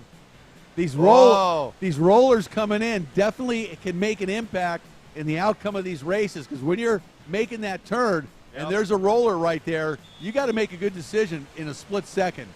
I tell you what, nobody can turn the boat like Brian Baldwin. Oh, here comes Baldwin charges. But what he does, though, sometimes that Snyder doesn't do is he turns so momentarily. Right, he slows right it down. there. Yeah, he's got to get going again. Got to ride it down over there on the right. Snyder is keeping the momentum going, not making quite as hard a pivot, and keeping that momentum going just a little bit better, I think, than Baldwin. Yep.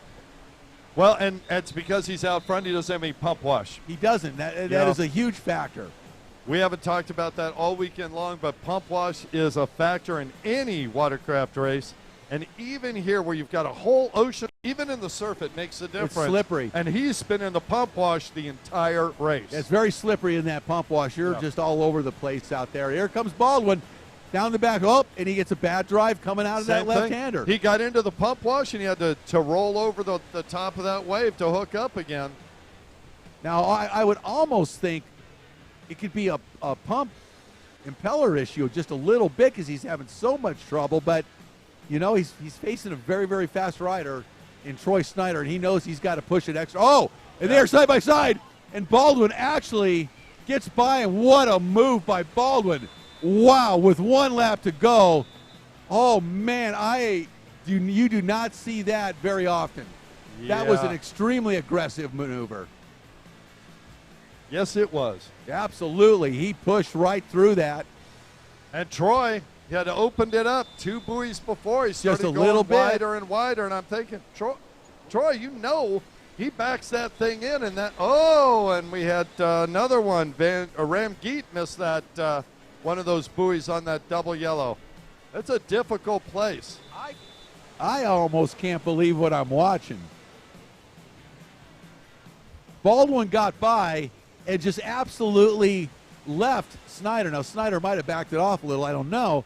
But look at the lead he pulled in, one lap. Baldwin takes the win. Brian Baldwin, 5:02. What an impressive charge by Baldwin to take that win over 110 Troy Snyder. I'll tell you what, he put that boat right in beside him. Well, you know what, Kurt? I can't wait for Moto number 3. Oh, there's no question. I can't wait for Moto number 3.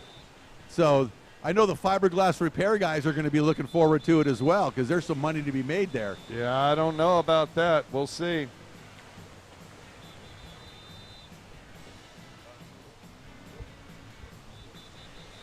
All right, we want our freestylers to come up as we see Dean Harrison coming through. Ram Geet on his machine. You see Gentleman Jim Bennett out there on the 157. And I tell you, I got to apologize for those of you that are watching online. Sometimes when we've got a race as close as that, we don't call everybody else out in the race, and we don't mean to ignore them. But, boy, it's just so compelling when those two are battling that much. No, that's absolutely right. Sometimes we do go in that direction. It's very easy to do. You get wound up with that, and let's face it, these guys are battling for the win, and they're battling for points for a national title, and it's extremely important to them, and it's important to us and the viewers.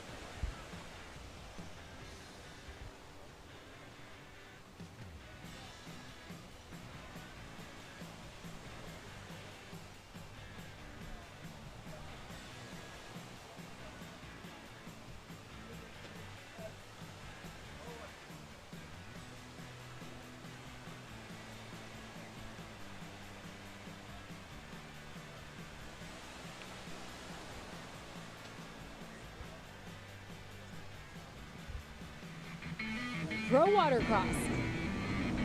High speeds. High flying action. Who will be the next world champion? We find out next on CBS Sports Network.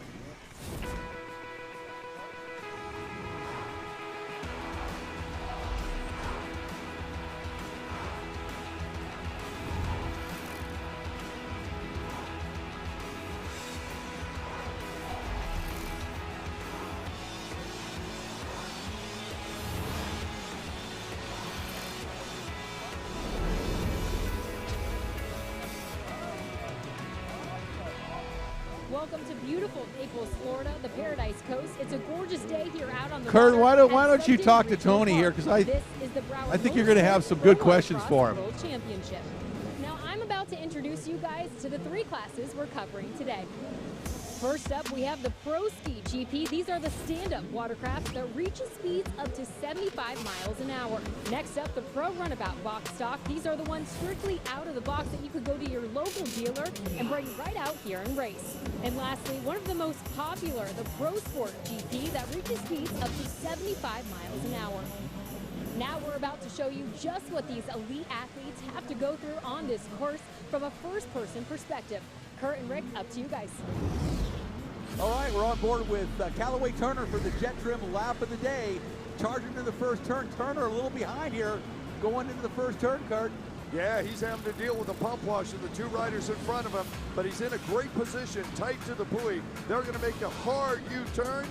Watch him as he tries to gain position here. Callaway Turner trying to chase this rider down. You see him looking over to his right. You see who's next to him. Nobody there. He's got some clean water now. One rider in front of him, and he is charging on to the front straightaway. A couple more turns, and he's in the inside split onto the first turn. You see him look behind, make sure nobody's there. Again, he's going wide up and down that Broward Motorsports front straightaway. He's making the left. Here comes the log jump. Callaway Turner up and over. Well done as he makes his way through the chicane system over on the far right-hand side of the track.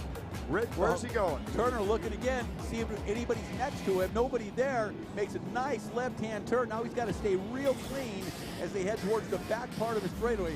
What he wants to do is enter the... All We're here up on the Tower of Power. One of our new sponsors, Alert GPS. We're here with Tony and his family. Tony, I gotta love it. You and I are of similar ilks. We've been in the power sports industry for years. I've sold devices that were, crude devices compared to what the Alert 3 is. Tell us a little bit about what yours does. So the GPS, we've got a few different models. We've got a power sport model that hooks in, ties into power. It'll alert the customer if the vehicle's moving when they don't want it to move. They can get speed alerts, exited geofence. We just kind of keep track of their bike when they're not able to keep track of it. So how many different models do you have? We have a power sport model, we've got a personal tracker, and then we've got an automotive device. What'd you bring up here? I got a personal tracker. A personal tracker. So I'm going to throw this out there, a little bit of personal information. Just with our 12th grandchild There you go. 2 days ago, and the 13th is coming up in the next 3 or 4 days. Will one of these let me track that child? Yes, sir. Yes, sir. So it's got its own battery, so it'll run for about 10 days on its own internal battery. Work? You want to do that? Go ahead, throw it in your pocket. And who is behind you? My mom. Say it into this. My mom. What's her name? Bridget. Does she track you down with one of those at home? You got one on your bicycle? You stay at home. He said, Good "I don't boy. Good boy. See, you've trained him well. That's right. That's right. So, Tony, the personal tracker that's obviously universal. Almost anybody on the planet could use that thing. We were talking earlier in the weekend. Let's just go over the fence, the different things that you can use, because you can use this in your tow rig, Right. put it in your trailer, in your personal watercraft, your motorcycle, your lawnmower. Doesn't really matter, does it? No, I mean, I always tell people I can track anything that moves. So, I mean, whether it's your race trailer, your bike, whatever you want to put it on, you can put it on. You can set geofences, theft fence. We call it theft fence. So when you activate the theft fence, it puts a 50-foot geofence around wherever the vehicle's at that moment. And if it moves outside of that 50 feet, you get an alert, a text message or email, however they have it set up. Okay, so you're saying a text message or alert. Are you saying that there's an app for this? Yeah, there's a mobile app on your phone, and it'll send you a text message or an email. You have two different options. Man, sounds like it's universal. I think everybody out there Right. could have one of these things. What's the general retail price of one for a vehicle? It's kind of hard to tell. It just depends on install. Usually, depending on how intricate the install is, $600 to $800. Okay, and as far as you know, do you know if insurance companies give any discount? Yeah, insurance companies give anywhere up to a 15% discount. There on you their go. insurance. Yep. Yeah, if you keep your vehicle for 5 years and you get that discount, it pays for the cost of Right. it, and you still have it after you sell that vehicle. That's right. Yes, sir. All right, well, thanks very much sir. for coming Appreciate it. up. Thanks for bringing the family. Hope you're enjoying the races. having We a great time. appreciate the sponsorship. See you in Daytona? No. No? No Daytona. Okay, well, you can watch us on the live stream. There we go. Thank you so Yes, much. sir. Thanks, Kurt. Awesome. Hi, buddy. Where'd Rick go? Oh, you want that? Was I off the whole time? Yep. Mike was off the whole time.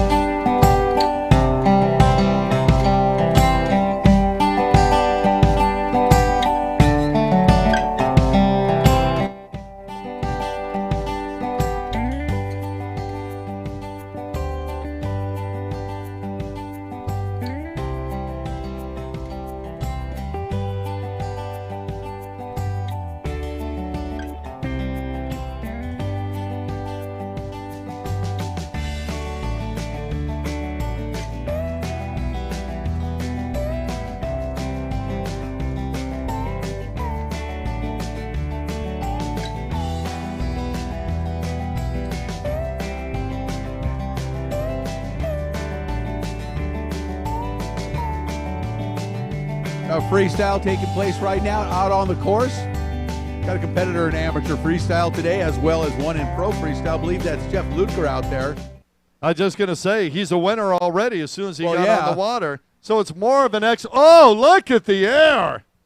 Going high. Comes out with a tail stand. That's one of your tricks.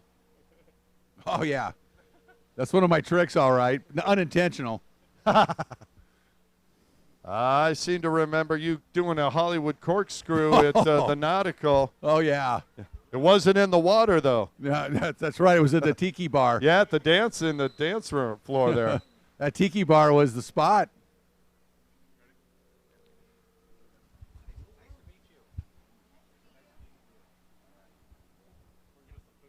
Thanks so much. Oh, little upside down. We're going to bring him in.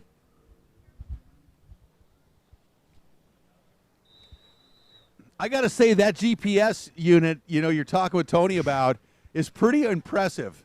I mean, to think about having that on any of your equipment and to know that you're going to know if somebody's fiddling with it. If it moves, you're going to be alerted. That's a nice peace of mind. Yeah, there is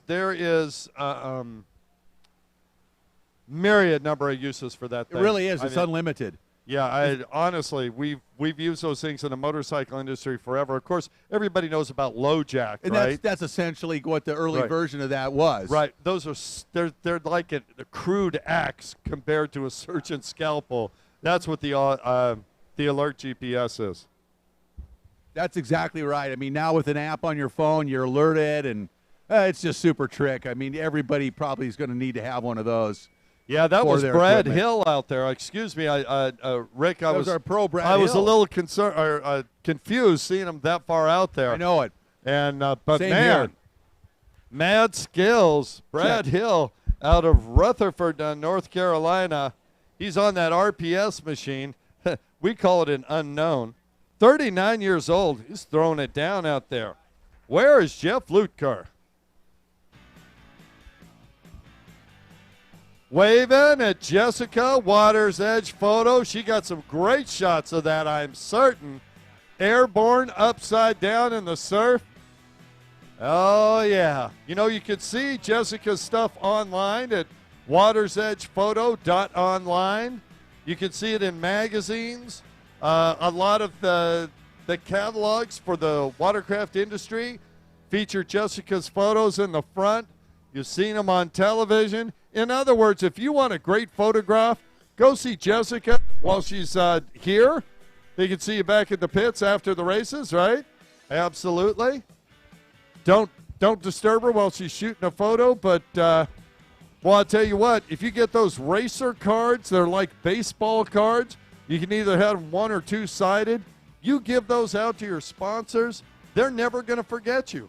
When you go back the next year for sponsorship, it doesn't matter whether you won the world championship or finished quite further down than that, as long as you're putting their name out there. High flying action. Who will be the next world champion? We find out next on CBS Sports Network.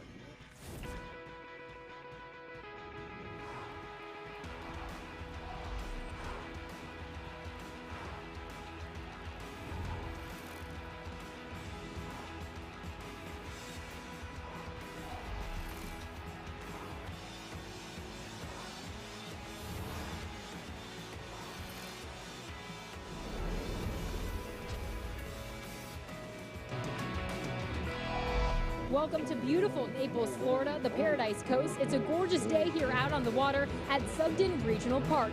This is the Broward Motorsports Pro Watercross World Championship. Now, I'm about to introduce you guys to the three classes we're covering today. First up, we have the Pro Ski GP. These are the stand-up watercraft that reach speeds up to 75 miles an hour. Next up, the Pro Runabout box stock. These are the ones strictly out of the box that you could go to your local dealer and bring right out here and race. And lastly, one of the most popular, the Pro Sport GP that reaches speeds up to 75 miles an hour. Now we're about to show you just what these elite athletes have to go through on this course from a first-person perspective. Kurt and Rick, up to you guys.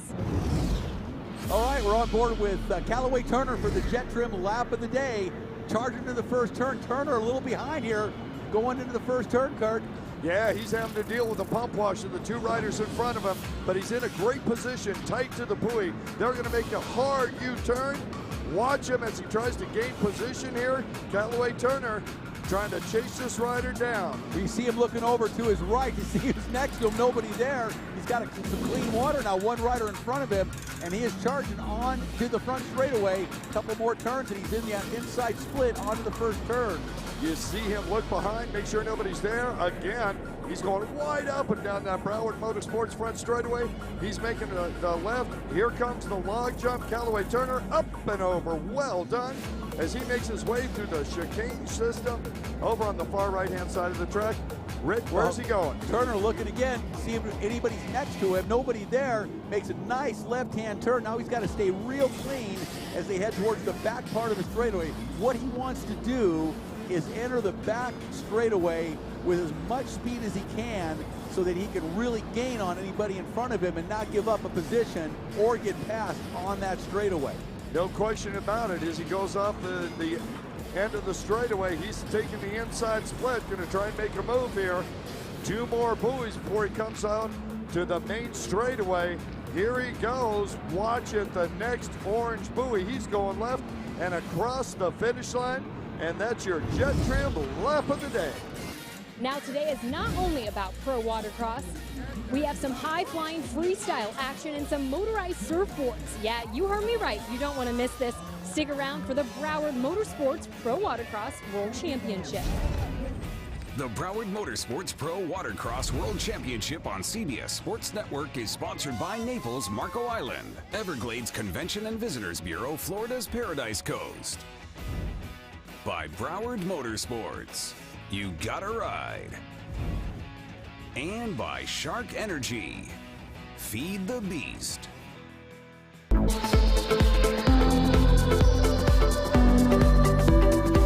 So we offer a complete engine kit. It comes with everything you would need to rebuild your outboard engine. We offer a complete kit, different sizes. We offer all different sizes pistons.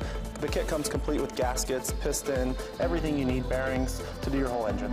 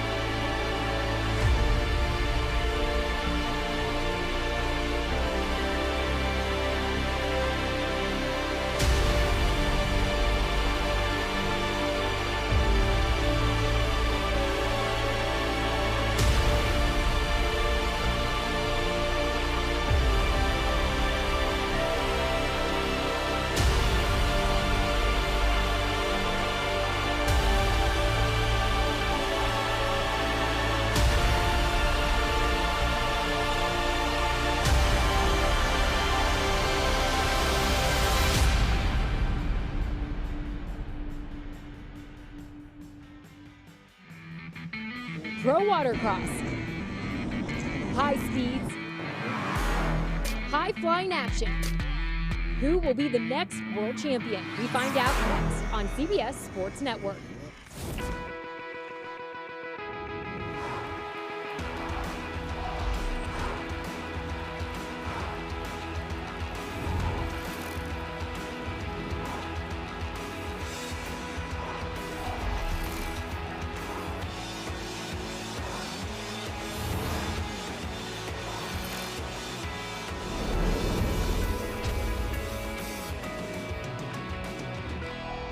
Welcome to beautiful Naples, Florida, the Paradise Coast. It's a gorgeous day here out on the water at Sugden Regional Park.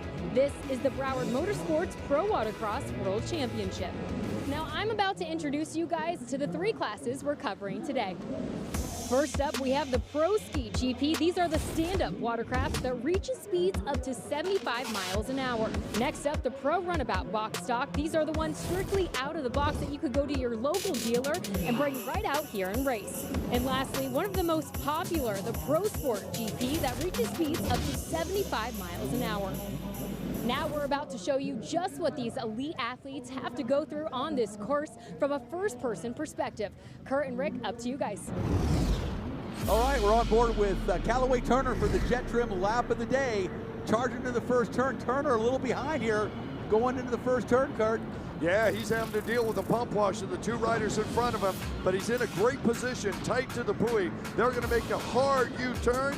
Watch him as he tries to gain position here. Callaway Turner trying to chase this rider down. We see him looking over to his right to see who's next to him. Nobody there. He's got some clean water now. 1 rider in front of him, and he is charging on to the front straightaway. A couple more turns, and he's in the inside split onto the first turn. You see him look behind, make sure nobody's there. Again, he's going wide up and down that Broward Motorsports front straightaway. He's making the left. Here comes the log jump. Callaway Turner up and over. Well done. As he makes his way through the chicane system over on the far right-hand side of the track.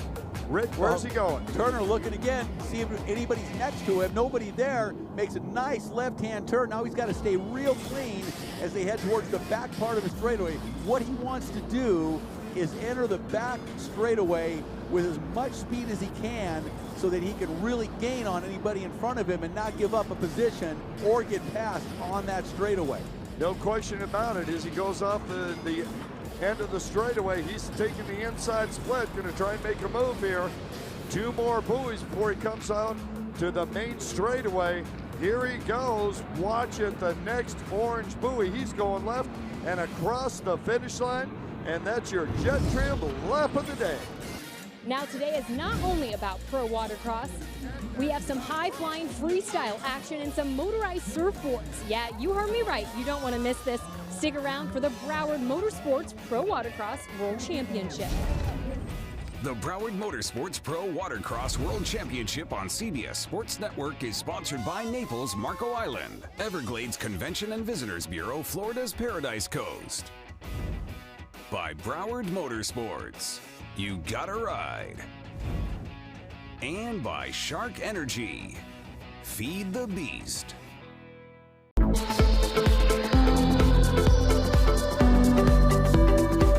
We offer a complete engine kit. Comes with everything you would need to rebuild your outboard engine. We offer a complete kit, different sizes. We offer all different sizes pistons.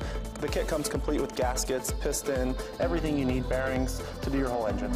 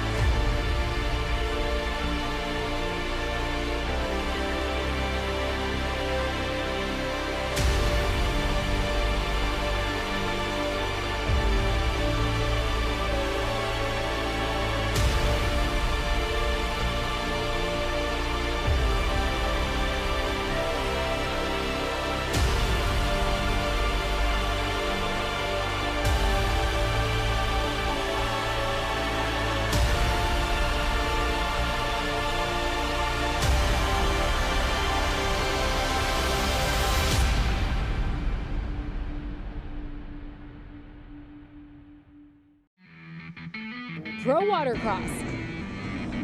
High speeds, high flying action. Who will be the next world champion? We find out next on CBS Sports Network.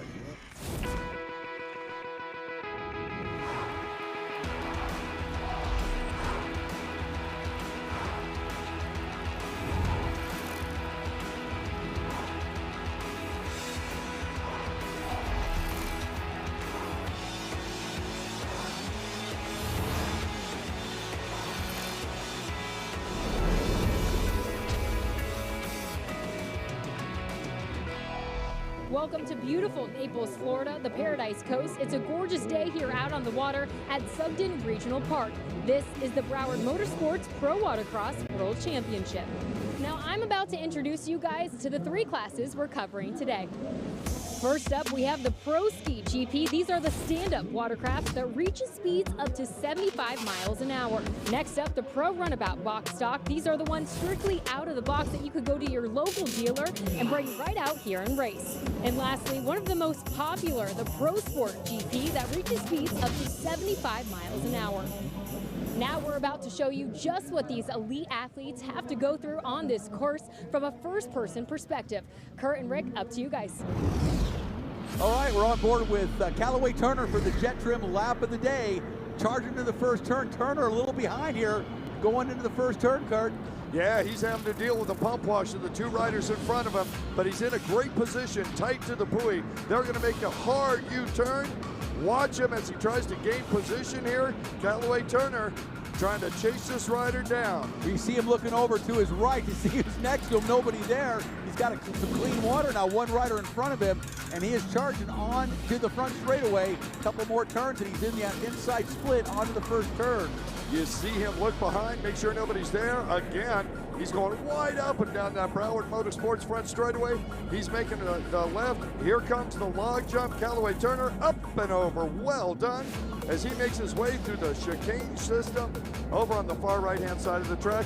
Rick, where's he going? Turner looking again, see if anybody's next to him. Nobody there. Makes a nice left-hand turn. Now he's got to stay real clean as they head towards the back part of the straightaway. What he wants to do is enter the back straightaway with as much speed as he can so that he can really gain on anybody in front of him and not give up a position or get past on that straightaway. No question about it. As he goes off the end of the straightaway, he's taking the inside split, going to try and make a move here. Two more buoys before he comes out to the main straightaway. Here he goes. Watch it, the next orange buoy. He's going left and across the finish line, and that's your jet trim lap of the day. Now today is not only about pro watercross. We have some high-flying freestyle action and some motorized surfboards. Yeah, you heard me right. You don't want to miss this. Stick around for the Broward Motorsports Pro Watercross World Championship. The Broward Motorsports Pro Watercross World Championship on CBS Sports Network is sponsored by Naples, Marco Island, Everglades Convention and Visitors Bureau, Florida's Paradise Coast. By Broward Motorsports, you gotta ride. And by Shark Energy, feed the beast.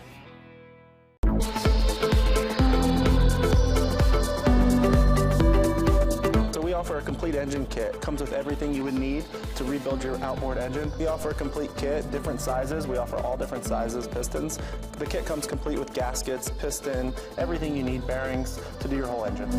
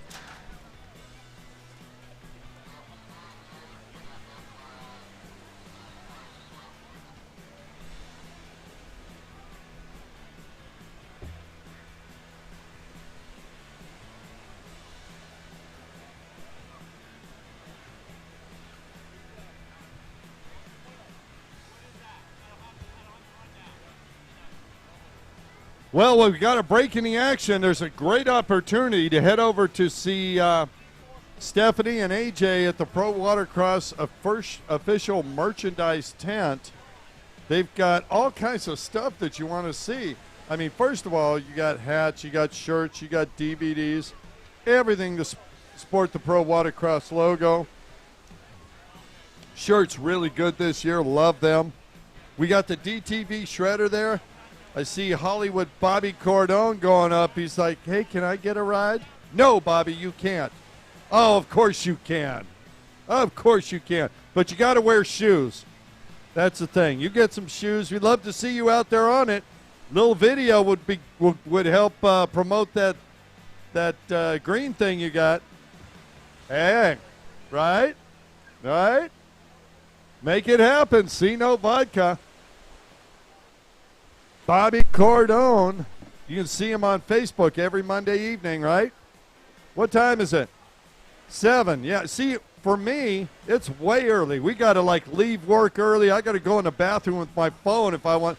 Not kidding. If I want to see you. It is West Coast. But I like to watch it live rather than just later. That's why.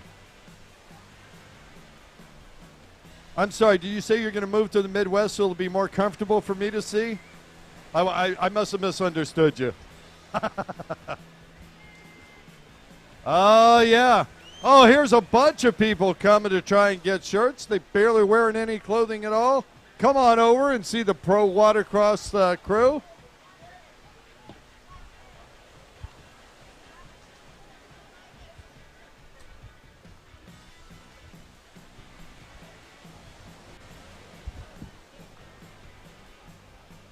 All right.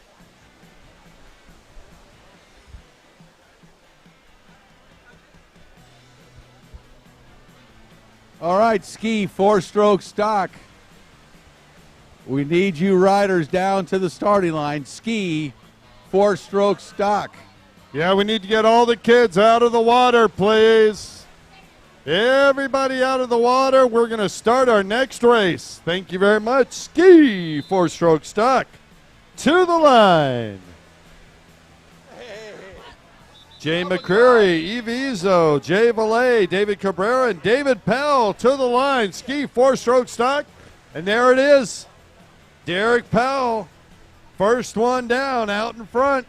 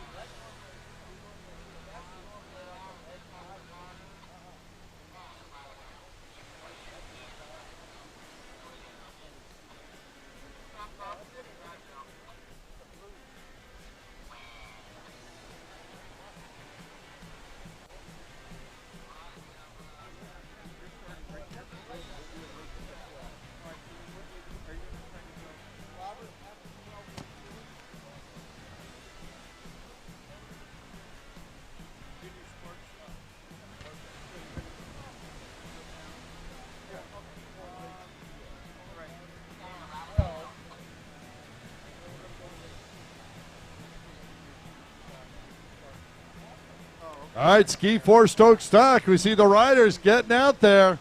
Here we go. Motor number 2 in the amateur class starting out with ski 4-stroke stock.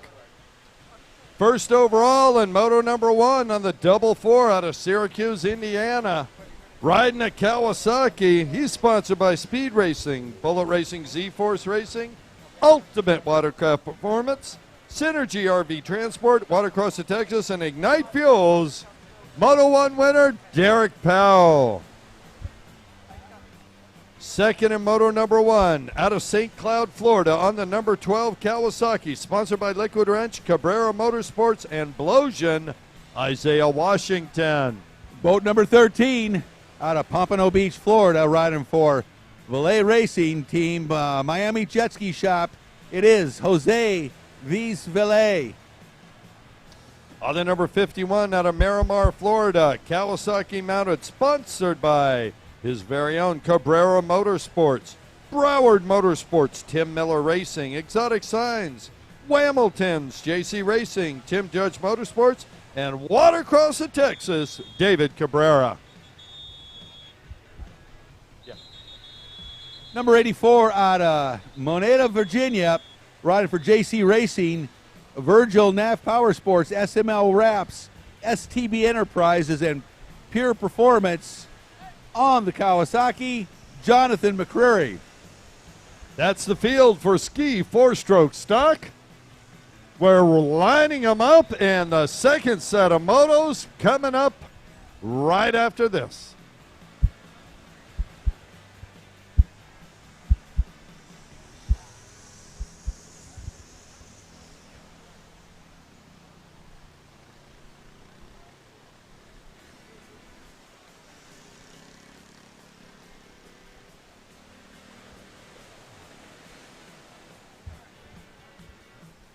So just a short aside for this. I was talking with Derek Powell and Camden, who did really well out there earlier. As soon as the races are over, and I mean as soon as they're over, he's driving to the airport. He's flying home so he can go to school all next week. Friday, getting up early, flying out to do this race again. That's how you make champions. That's called living the dream. Well, and it's called being responsible too. You don't want your kid to get behind in school to do racing because, you know, you can certainly no, that's very cool. Certainly use that knowledge forever. So how cool is it for Camden, you know, flying back and forth, racing watercraft. What a great life. No question about it.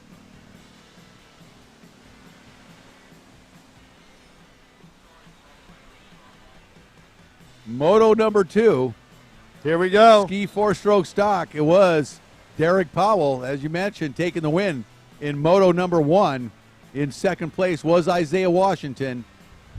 So Derek Powell, number 44, on that inside. Here we go. Oh, Washington gets a good jump. Oh, Isaiah Washington was right on the band, but Powell is charging. He just powers away. He is charging off the inside, that inside gate, and he takes the lead early on. Powell with Washington right behind him. Well, he's taking off where he left off in the first position. I'll tell you what, Derek Powell has been working hard with a lot of different companies for every facet of his machine. Now, this is ski four-stroke stock. These are stock. But there are still, there are still things that can be changed, and I believe part of that is flashing the electronics. Well, there's a lot of little tweaks and things that tuners do, regardless if it's stock or fully modified, and within the rules that are allowed, and you're trying to get every bit of performance and handling and so on out of each of these watercraft, and it never stops. That development never ever stops. And guys like Derek, they've been doing this a long time, so they really know what they're doing. And Derek told me, he says, I'm not doing it for me. I mean, all that extra work, I'm doing it for Camden. I've already had my time. I've been out there. I still love to do it. That's why I am. But he wants his son to be the champion that he has, and what dad doesn't, right? Oh, boy, and Camden's right on his way. I'll tell you what. Yeah, absolutely. And Derek, because of all of his vast amount of experience, really good at tuning and being able to, dial in a watercraft. These guys have been doing it for so long. They know what they're feeling. They know how it should work, and they continually evolve that way. Washington, though, right behind him again, just like the first moto. Yeah, David Cabrera back in the pack. It surprised me. I think he went down early on in the race. He's trying to reel everybody back in. No, not easy to do once you hit the 50s. It's a surprise, isn't it, Rick? Yeah, it really is You're looking forward to hitting that number fairly soon, right? Yeah, well, it's coming, yeah. It's a game changer, no doubt about it. And to see some of these competitors race in their 50s and into their 60s is extremely impressive. Marshall Brown. Molly. Hey, I just want to throw this out there. Junior Spark Stock 13-15. We need you to come on down the line. We need to see Mrs. Butterworth, Kenny Buttercup Compton. Sorry, I just can't get that through my head. White flag out. 1 lap to go as Mr. Powell continues to lead on the right side. He's starting to pull away from Isaiah. A little Top bit. three. Isaiah's doing a good job in second, but watching Powell ride that SXR 1500 is impressive. He's very smooth, in control. He's got the speed, obviously, but he's just really smooth, and it's really, you can really see he's dialed in on that watercraft, very comfortable on it. Yeah, and he's feeling good about the watercraft he brought here, like I've been alluding to. He knows the next 2 rounds are surf. He says, wait until the 3rd round. I've got secrets. I've got surprises. So we'll see what that comes up. Looking forward flag to it. coming out. No surprise here. He's led every single lap. Folks, put your hands together on the beach for your wire-to-wire winner, moto number 2, Derek Powell. And then Isaiah Washington, another good performance right behind Powell, boat number 12. He'll take second. In the 3rd spot on that number 13 machine out of Pompano Beach, Jose Wisvalet, and he did a great job. He's up there with the 2 front runners. And there's David Cabrera. Number 13 out there, I'm used to seeing one of the Nemes on that. I know. Kind of throws me off a little bit, but he's got to stay on top of the game here on the tower, Kurt. All right, juniors, Spark Stock 13 to 15-year-olds on the starting line.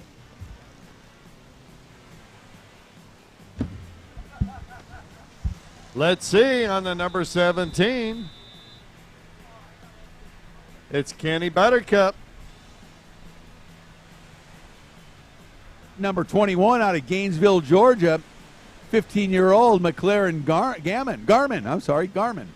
Sleazy for you to say, or sneezy.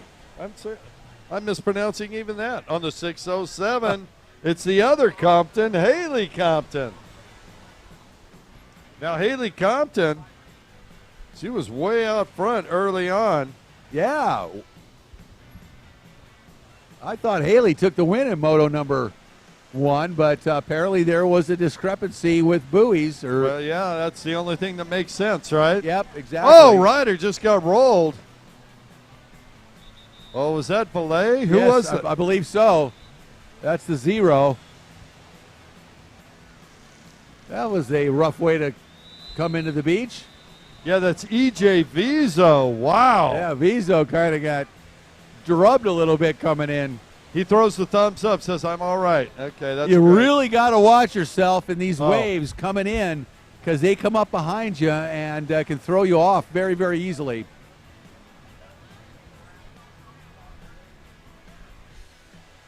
And Kenny Compton down there needs a hand wrestling around with that Spark. Need some holders down there for Kenny. We have a couple holders to the line, please. There we go, getting them lined up. Junior Spark Stock. Sparks can have 2 holders.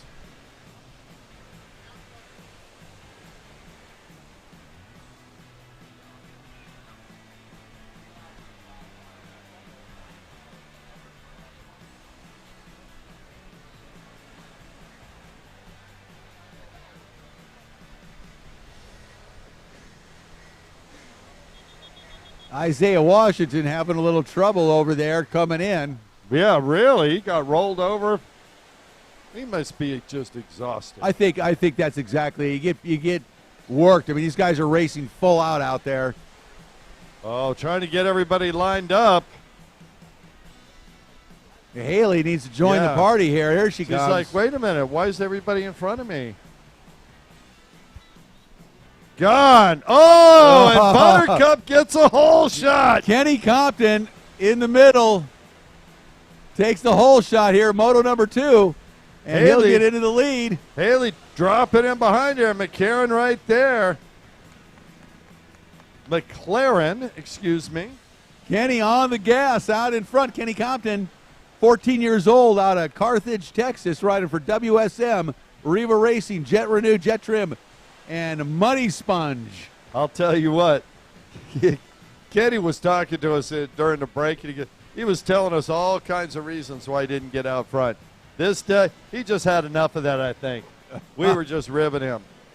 Well, he was saying, I'm not Buttercup. Buttercup, you don't understand, sir. And he says, sir, to me, as we're just ringing his chain. Out on the water, awesome, though. Awesome guy. Yes, the whole Compton family, and, of course, tragic what happened with their dad, Sean. We're so happy that the kids could be there. Their mom, Stephanie, here helping out as always, pro watercross.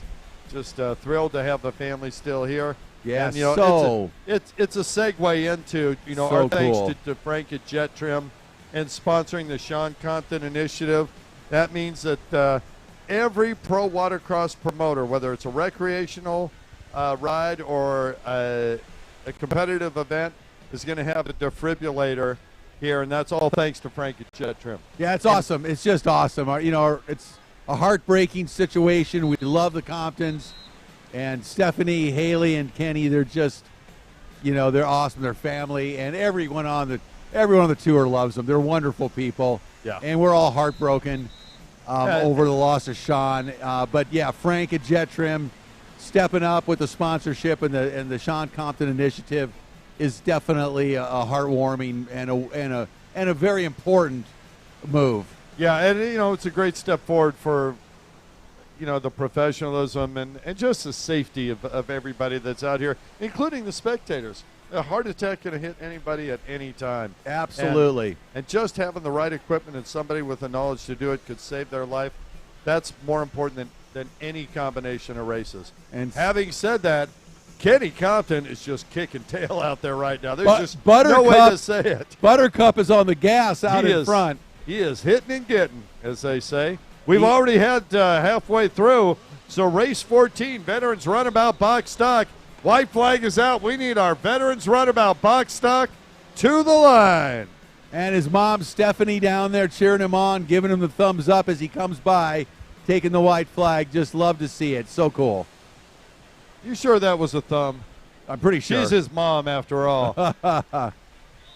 And here comes Haley battling with she's right there. McLaren Garmin. They are going at it, tooth and nail here, battling for that second position. And they've been doing it all race long. Look at McLaren coming up. Haley looks over her shoulder, almost bails, and McLaren starts to reel her in. It's amazing how far in front Kenny is when he was third in the first moto. Well, he got out front. He didn't have to try and pass him. So maybe he's just too much of a gentleman to pass a lady. You know what I mean? That might be the case. He really is a gentleman. It wouldn't surprise me. I mean, really, seriously, that kid is a great kid. He got a second in moto number 1. He's going to take a first. Kenny Compton. All right, let's hear it for Kenny. Takes the win. Moto number 2 here. And the battle rages for second place between his sister, Haley, and McLaren Garmin. And let's see who's going to take that second position here, moto number 2.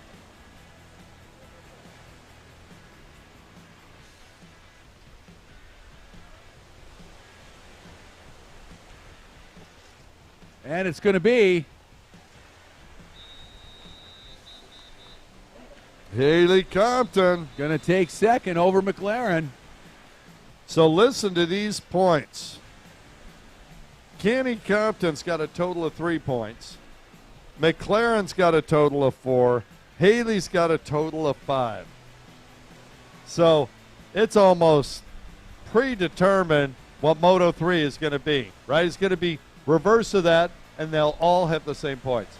It'll be interesting for sure. That is really fun to watch.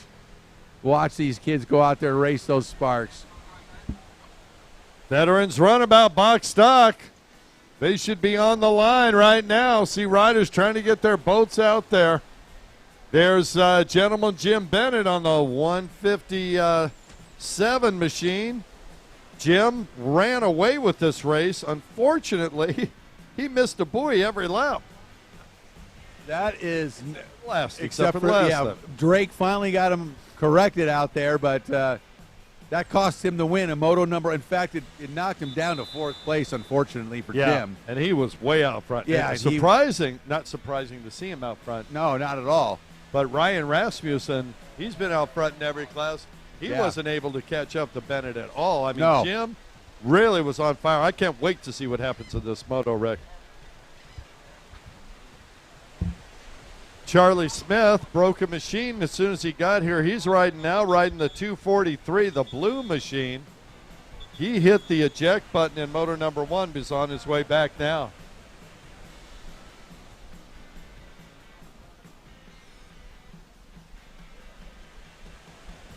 Ever seen somebody ride an X2 backwards over a ramp? That's Jeff Kamikaze right there. In fact, the last time I saw Jeff, he was racing. Yes, he did. He was riding a comic. He was riding. And had a poster X2. built out of it. Last time I saw him, he was in Havasu, and we had a ramp jump. Yeah. And he put on the Kamikaze flag on the head and got an X2 and rode it off that ramp backwards. Yes, he did. I was there. Were you? Saw it. Yes, I was. I was like, is this guy crazy? Yeah. Doesn't even have a helmet on. What's Well, he thinking? Good. It's good to see him out here. There we go. Veterans Runabout box stock. Whoa, going sideways in the air there. Absolutely. That was Ryan Rasmussen, I believe. And I believe he's got the lead, Kurt. Looks like Rasmussen, whatever he did, he made it work. No, in the air, that was Jim Bennett in the second place. So look at Bennett reeling in Rasmussen. Well, oh, boy, Jim Bennett has said this was going to be a different year. Check it out. Bennett all over the back of Ryan Rasmussen. There's Charlie Smith in 3rd and Frank Crandall in 4th. Whoa, this is going to be exciting. And Bennett's going the right way this time around that checkered, Yes, he checkered is. buoy. So that bodes well for Jim Bennett's fortunes here in moto number 2. Let's see if Rasmussen can keep him behind him. Yeah, now Rasmussen, come on, multi-time champion himself. He's got skills. Let's see what Bennett's got in the tank this moto. Yeah, it's going to be a good battle shaping up as they go down the back straightaway. Rasmussen out in front. Bennett 157 behind him and charging hard in 2nd. Yeah, Rasmussen got through onto the jet trim back straightaway really cleanly. Jim got bounced around out there, but look at him starting to pull in. Oh, my goodness. Oh, wow. Jim Bennett is a man on a mission today. Well, Rasmussen better not take those buoys quite so wide if he wants to keep Bennett behind him. He's got to tuck in a little tighter. Halfway down, you know what that is. Time to call race 15 beginner ski stock to the line. Yeah, Rasmussen's got to keep that line a little tighter on those buoys because otherwise Bennett's going to dive right inside. Boy, I tell you what, Jim Bennett is riding hard out there. I mean, Rasmussen's out front, not taking anything away from him. He is absolutely an incredible rider. But Jim Bennett, he's got some power in that machine. There's no question. You can see him on the back straightaway. I don't know if they got a new prop, what they got going on. Well, these are box stock skis, I know. so, you know, You got to figure that the guys that can tune those pumps and dial some of that stuff in. It's the little stuff. It's really critical. It is. It's really having that pump combo dialed in perfectly. Oh, here we go. One lap to Bennett go. almost went the wrong way. Yep, he sure he did. committed, and then he's like, no, wrong side. He's having trouble for some reason mentally with that buoy, but nonetheless, he is right behind Rasmussen, and he needs to get around him to pick up some points here in moto number 2. Watch the battle onto the back straightaway. There's Rasmussen and Bennett. Ooh, hooks up good. Rasmussen, though, he is keeping that lead intact, Kurt. Oh, no question. I mean, it's his race to lose, no question about it. Bennett went way wide. I'm thinking it's Rasmussen's race for all. Thank you, Miss Compton.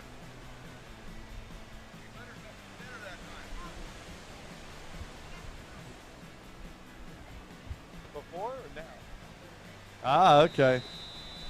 And here we go. Checker flag. Ryan Rasmussen right behind him. Gentleman Jim Bennett. Thank you. And Charlie Smith in the 3rd position. 4th is Frank Crandall. Really a good ride that time for Rasmussen because he was not by himself out there by a long shot. He had Bennett on his tail the entire race, and he was able to hang on and take that win, keep Bennett behind him. That's a nice job of racing out there by Rasmussen. No question about it. So a first and a first is great for Rasmussen. Bennett a second and a fourth. Charlie Smith a second and a third. And Crandall a third and a fourth.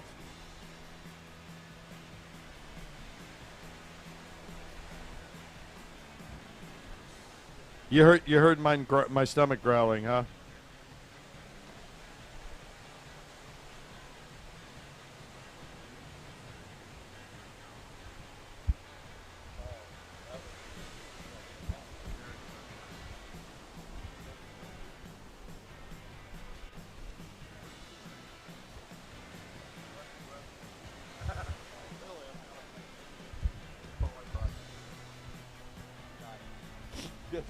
Force.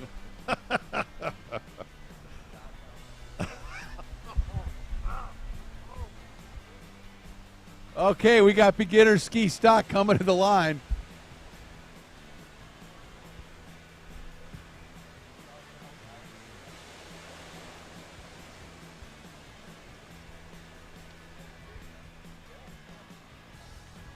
Beginner ski stock. Here we go again. Oh, Taylor Stewart. I'll tell you what, Taylor Stewart, he's looking for redemption in moto number 2. He tasted enough of the Gulf in moto number 1 to know for a lifetime. He did have some issues, but it was 127 Patrick Steer that really dominated that first moto over Stewart and David Golder. Oh, look at the waves coming in. There's going to be a launch. Let's see what the start. Yeah! Oh, there they go. Watch them. Here we go. It's going to be a rough one. Oh, right over them. Both Stewart. Oh, it looks like Golder. Stewart doing a great job absorbing those waves, and he gets Golder. the whole shot. David Golder got pounded right there, and that's rough. I mean, 55 years old. He's out there charging, and he is just taking a beating on the inside right here. He's like, what's with these waves? Stop those for a minute. Let me get on. What is this? Dave's he's a kick. He Such really a nice guy. Yes, he is. All right, underway. Would literally give you the boat off his back. God, just underway finally. Good Go to see right, it get go going. right, David. Oh, well. All right, out in front. That's got to be Steer. No, that's Taylor Stewart out front. Steer in second, right? He got a new ski, huh? 3:15, Taylor Stewart. So he's on a, looks like he's on a different boat from the first moto. He's got the right numbers, but boy, he's sure riding it differently, isn't he? And it's a lot faster than it was last time we saw him out there. So heck, if Taylor Stewart can take the lead and win this one, you know, he's going to be in good position for an overall. They'll be tied, assuming that Steer gets second position. But that's right. You know, I'll tell you, it's way too early to make that call. Got that right. I'll tell you what, I am thinking Taylor Stewart made a deal with himself about not getting in the water this time. Sports Stock up next. Sports Stock to the line. Oh, we got a lot of them. This is going to be a fun race. Only thing that make it more fun would be lunch. Just saying.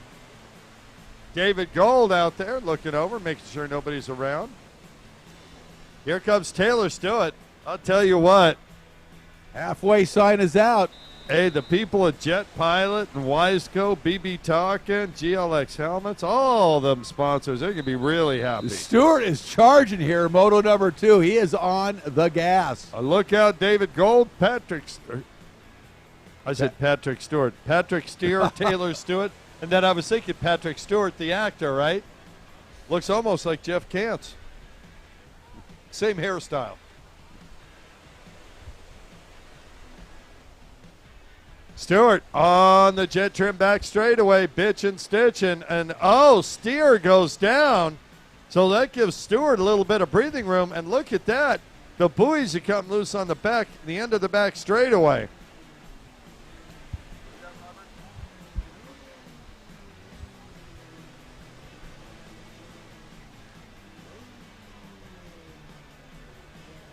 Impressive ride here in Moto 2 by Taylor Stewart. He looks like a completely different rider here. I was thinking the exact same thing, and I'm thinking he's too tall to be anybody else.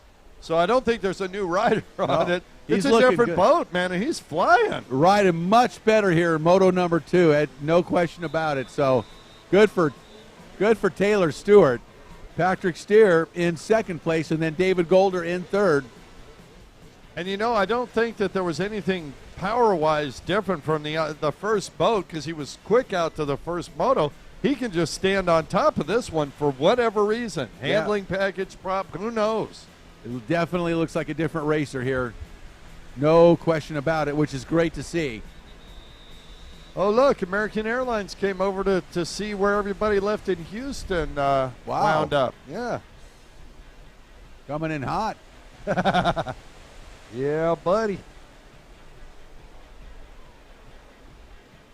Stewart making a round, folks on the beach. Give him a round of applause. His first moto win of the year, Taylor Stewart out of Marietta, South Carolina. Nice win for Taylor this time. Really good. Yep, good win for Taylor. Came back from a rough first moto. And now Patrick Steer is going to have to settle for second after taking the win in Moto number 1. And I get confused there. I was doing the math and get those points together so they're tied into the third and most gruesome moto. And David Golder will retain his third place position. Yes, he will as we move on to the sports stock class here. Oh, man, there's enough boats in here. We better start announcing. On the number 2 machine out of Port Charlotte, Florida, Yamaha mounted 14-year-old, sponsored by Weight Shape Performance, Action Kawasaki, Abaco Commander, and Broward, Hayden Skellett. Boat number 13 out of Davie, Florida, the Broward Motorsports, Judge Motorsports, Jet Trim, Jet Pilot, Exotic Signs, Shoei Helmets, Works Performance, Yamaha, Sammy Niemi. On the number 95 Yamaha out of Davie, Florida as well, sponsored by Broward Motorsports, TMR, Judge Motorsports, VOS, Exotic Signs, WSR, and Jet Pilot, Ken Waddle. Number 116 out of Ackworth, Georgia, on the Speed Zone, Jet Pilot, Jet Trim, Fox, Yamaha, Devin Farthing. On the 239 Sea-Doo out of Port Charlotte, Florida, sponsored by Brap Graphics, Watercraft Superstore, and Moto Option, Hollywood, Bobby Cordone. Boat number 288 out of Pensacola, riding for Pro Watercraft, RAS Products, Pensacola Motorsports, and Jet Trim on the Sea-Doo, Brett Underhill. On the 295 Yamaha, also from Port Charlotte, Florida, sponsored by Weight Shape and Performance, Action Kawasaki, Abaco Glasses, Commander Industries, and Broward Motorsports, it's Taylor Skellett. Number 366 out of Social Circle, Georgia, James East on the Yamaha. And on the 584 out of Marietta, Florida, Sean Brennan. Sports stock on the starting line.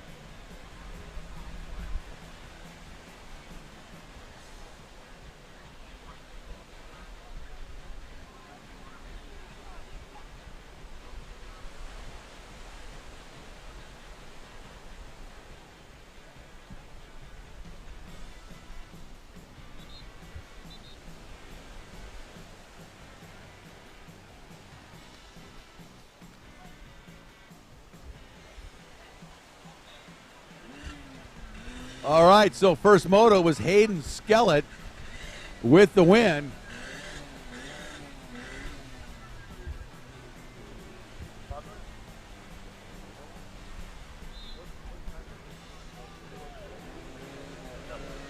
Bobby Cordone took a second in moto number 1 behind Skellett. Skellett lined up on the inside, Cordone right next to him.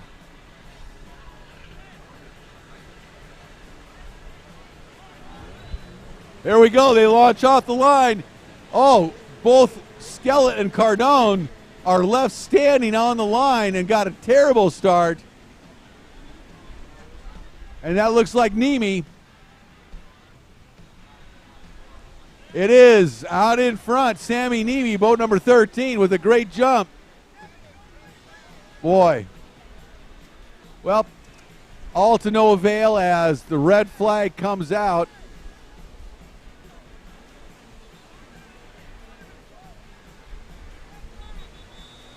And we will line them back up.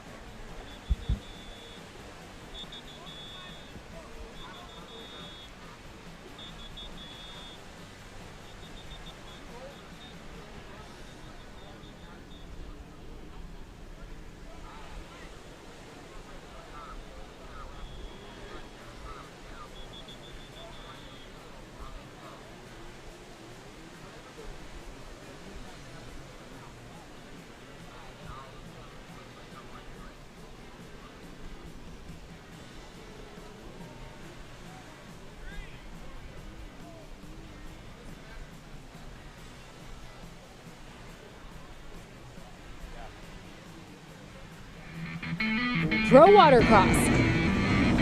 High speeds. High All right, flying we'll action. line them back up.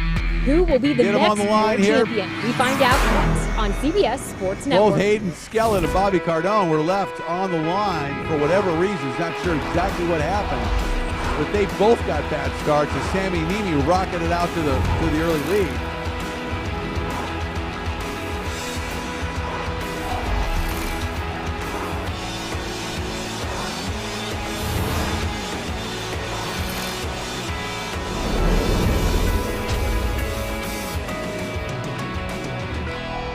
Welcome to beautiful Naples, Florida, the Paradise Coast. It's a gorgeous day here out on the water at Sugden Regional Park. This is the Broward Motorsports Pro Watercross World Championship. Now, I'm about to introduce you guys to the 3 classes we're covering today.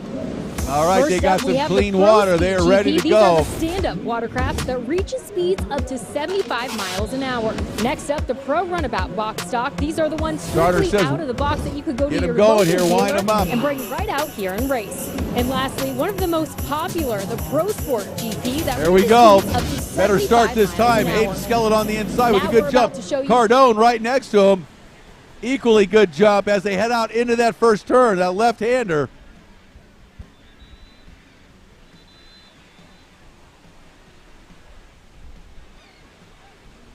Now it looks like Cardone with the whole shot and the lead here early on in Moto number 2, the sports stock class.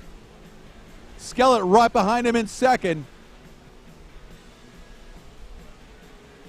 Bobby Cardone on the gas out in front.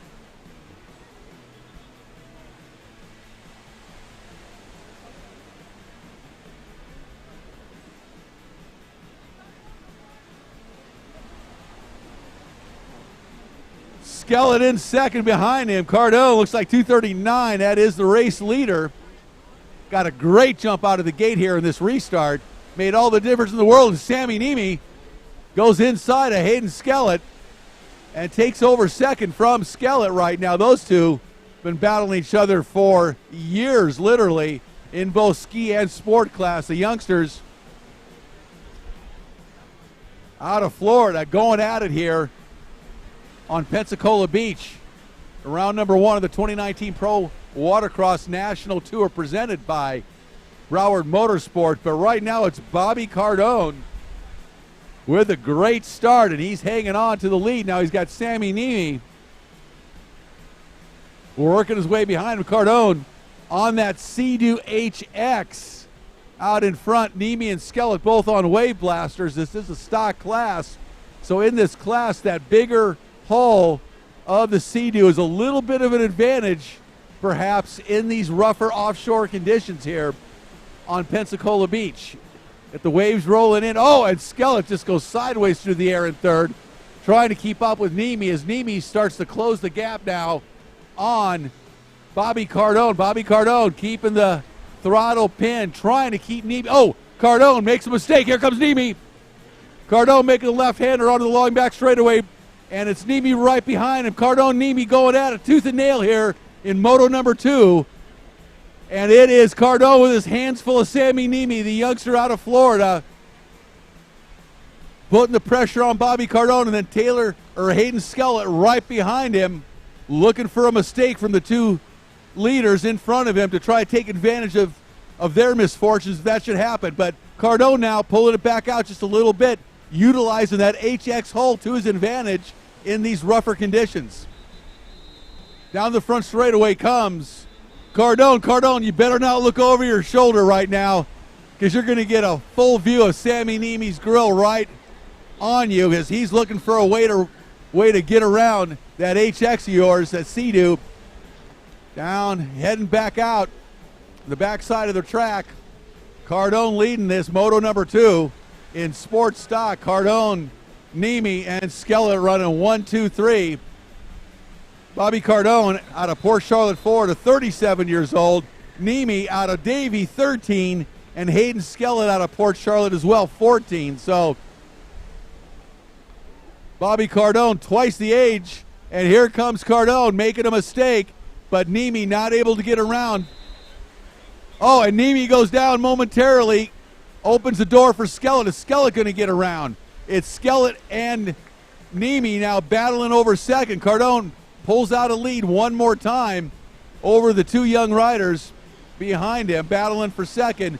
One more time down the front straightaway. A great race here in sports stock. Man, these top 3 riders are really pushing it. Niemi off his ski, out in front. Niemi goes down. Now it's Hayden Skellett.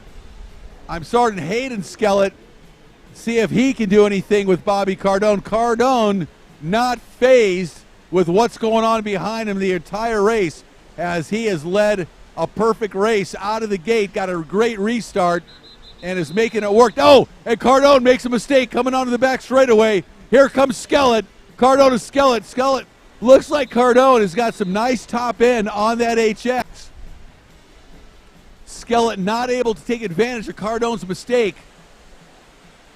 Here we come, the left-hand side of the race course, coming in towards the beach. Zigzagging back and forth, coming right at us. Cardone, and Cardone opens the door. Here comes Skellett. See if Cardone's going to close the door, and he does not. Skellett gets around. Cardone makes a mistake, allows Hayden Skellett to get by. White flag comes out. Wow, what a move by Hayden Skellett. And Cardone has just got to be not very happy right now with his mistake to let Skellett get by. Yeah. Cardone rode a perfect race until that point. Let the door open, and this young Skellett, 14 years old, out of Port Charlotte, Florida, tremendous amount of racing experience already at his young age, takes advantage of Cardone's bobble, leaves the door open, and now look at Skellett pulling out a lead. Now it's Niemi. Niemi's going to try to close that gap after his mistake on Cardone, but Cardone's got a nice lead over the third-place rider. White flag out. Here comes Hayden Skellett. Couple more turns to go, and it is going to be a second moto win for boat number 2. Port Charlotte, Florida, weight, shape, and performance. Hayden Skellett takes the win. What a battle between Skellett and Cardone here in moto number 2.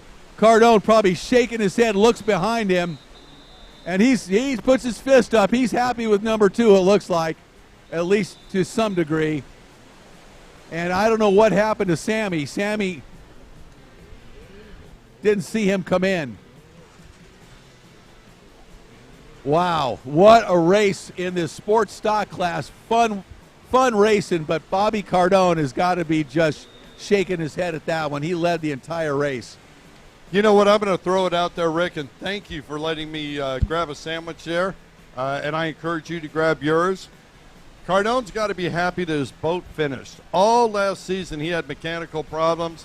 He worked so hard to get a consistent machine this year. And that one little mistake cost him a position, but, there's a third moto coming, and everything's still running, so he's got to be really pleased with that. Boy, Sammy Niemi, he just had a violent get-up right here in front of us. It was just, that boat hooked up sideways and just face-planted him into the water. Glad he's okay.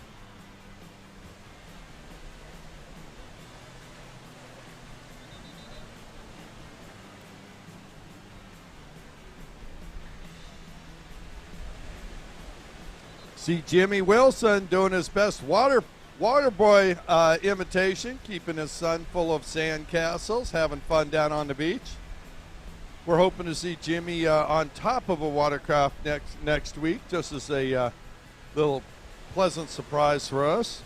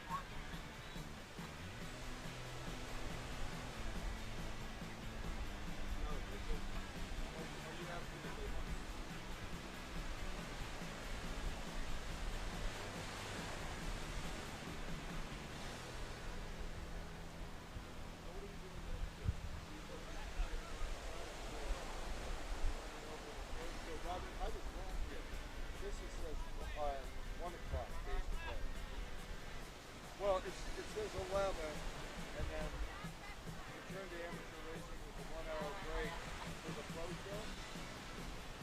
Okay. Okay, so the next one only has one motor, Robert?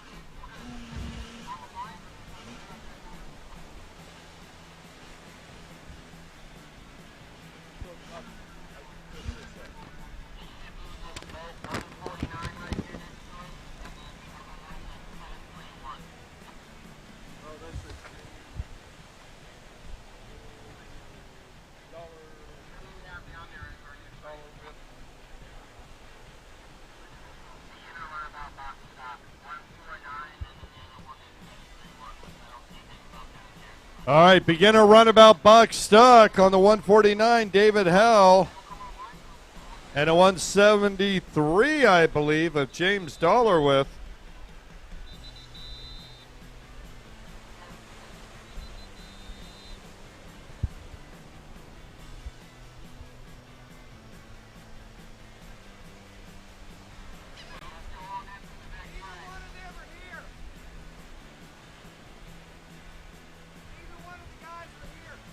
Oh, really? They're gone?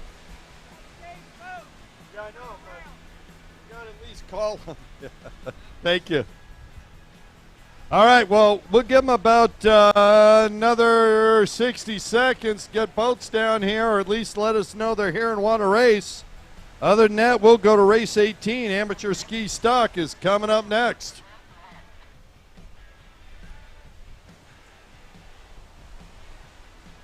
Sweetheart, how do you like that sandwich?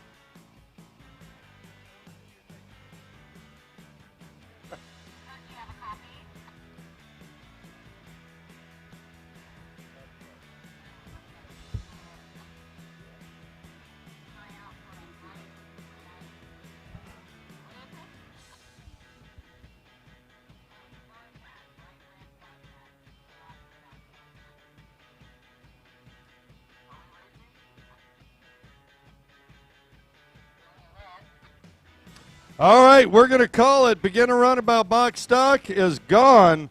Up next, amateur ski stock. We need Camden Pell, Jeff Lutker, Dustin Higdon, Devin Farthing, Patrick Stair, Taylor Skellett, Taylor Stewart, and Marshall Brown to the line. Amateur ski stock, you're up.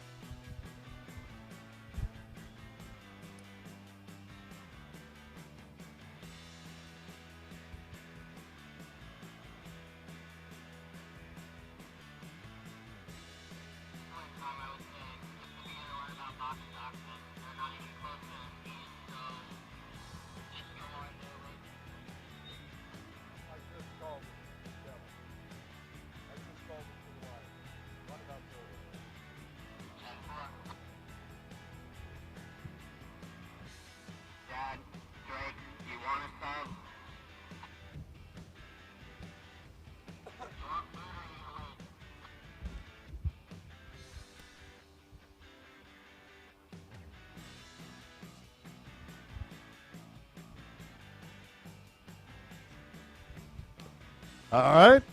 So we wait for amateur ski stock riders to get on over here. We're going to try and quickly feed some of our staff. We allow them to eat, what, Robert, once, maybe twice a day now? Staff? Yeah.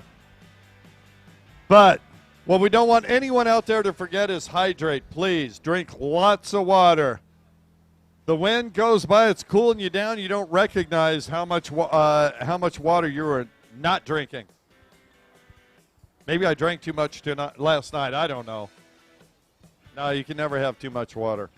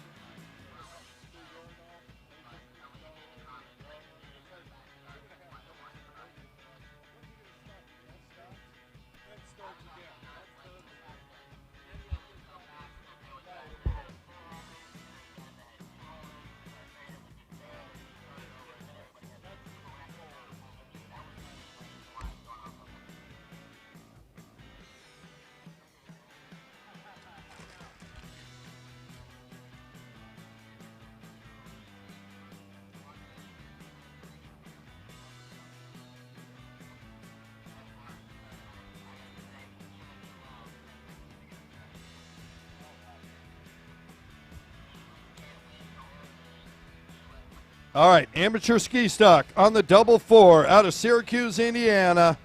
He was fourth in moto number one, Camden Powell. Boat number 55 out of Freeport, Florida.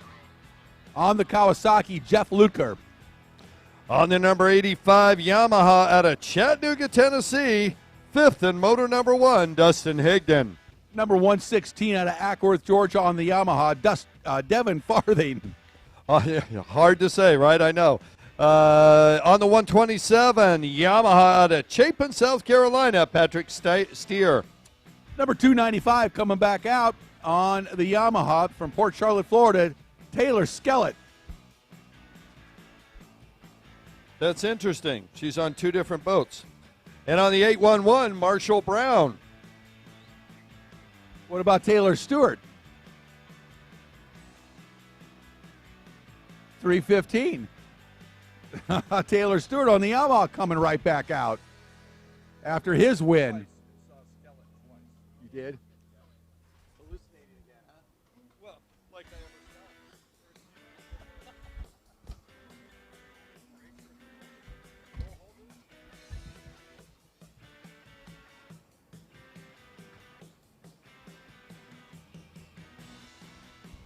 Course Marshal Randy holding them back. Here they go.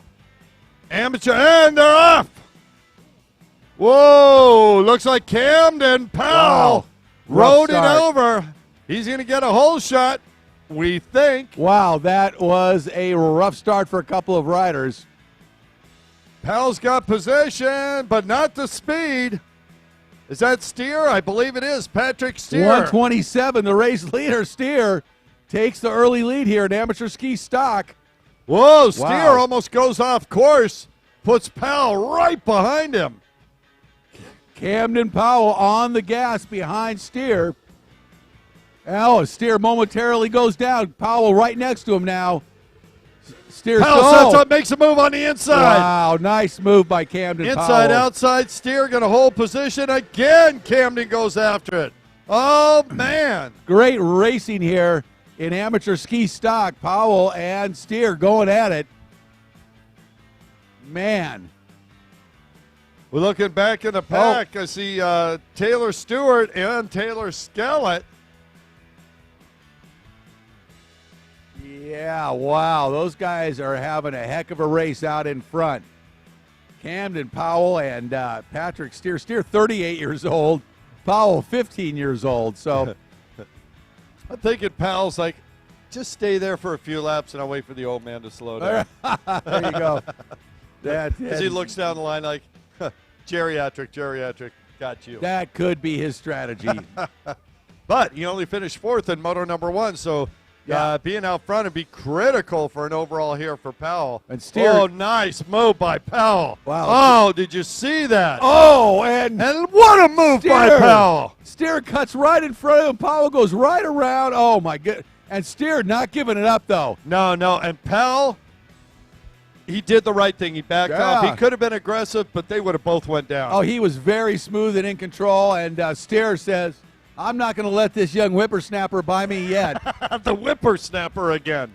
What is it with you and the whippersnapper?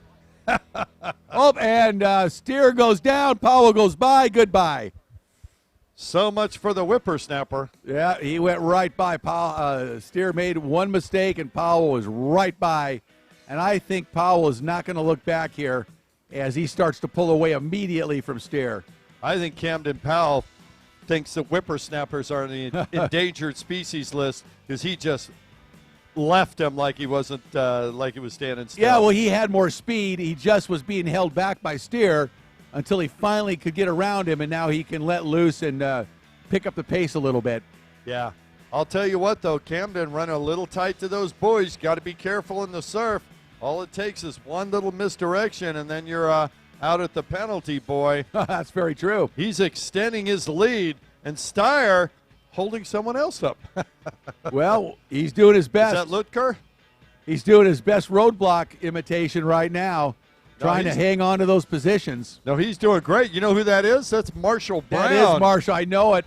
Marshall. So Marshall Brown's looking at Steer and go, get out of the way, young whippersnapper. Yeah.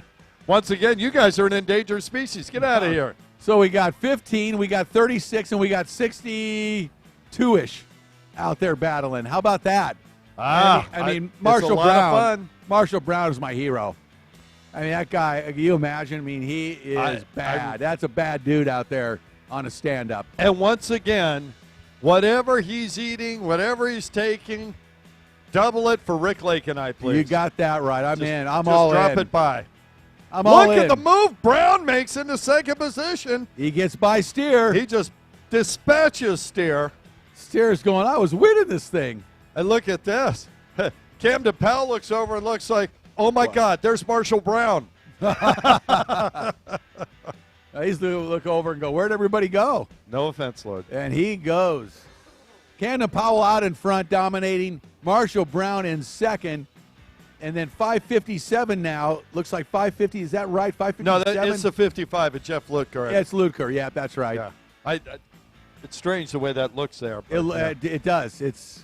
We're a little distance away from the riders up here in the tower. They're out on this course, and some of these numbers are frankly pretty difficult to read. They're beautiful paint jobs or wraps, but they can be a little challenging to see from up here.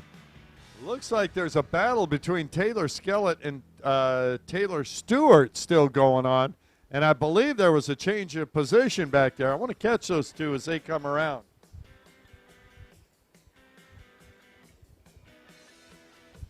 Oh, and look at this. Yet another airline diverts their course so they can come by and see the Pro Watercross tent with the Pro Watercross gear right behind us.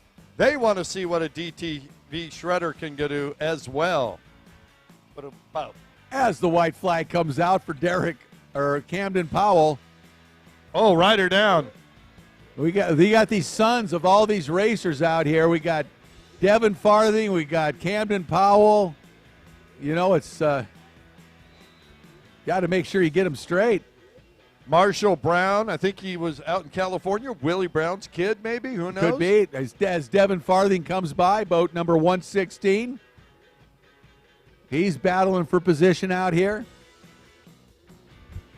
I tell you what, Devin has had a great day so far, but that young man has progressed significantly over the last 2 years. Well, he is on fire. They're coming right in here, aren't they? Yeah. Wouldn't surprise me if they dropped off, Coming in hot. Wow. Pretty cool. Look at the nose on that thing.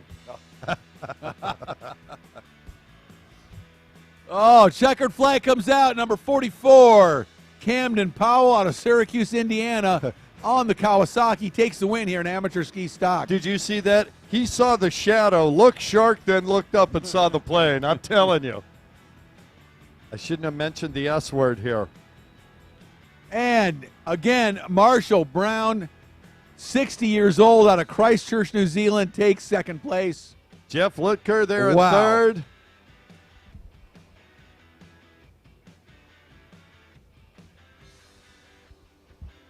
believe that was Farthing in fourth, Taylor Skelet in fifth, Steyer back here in sixth, Taylor Stewart coming around in seventh.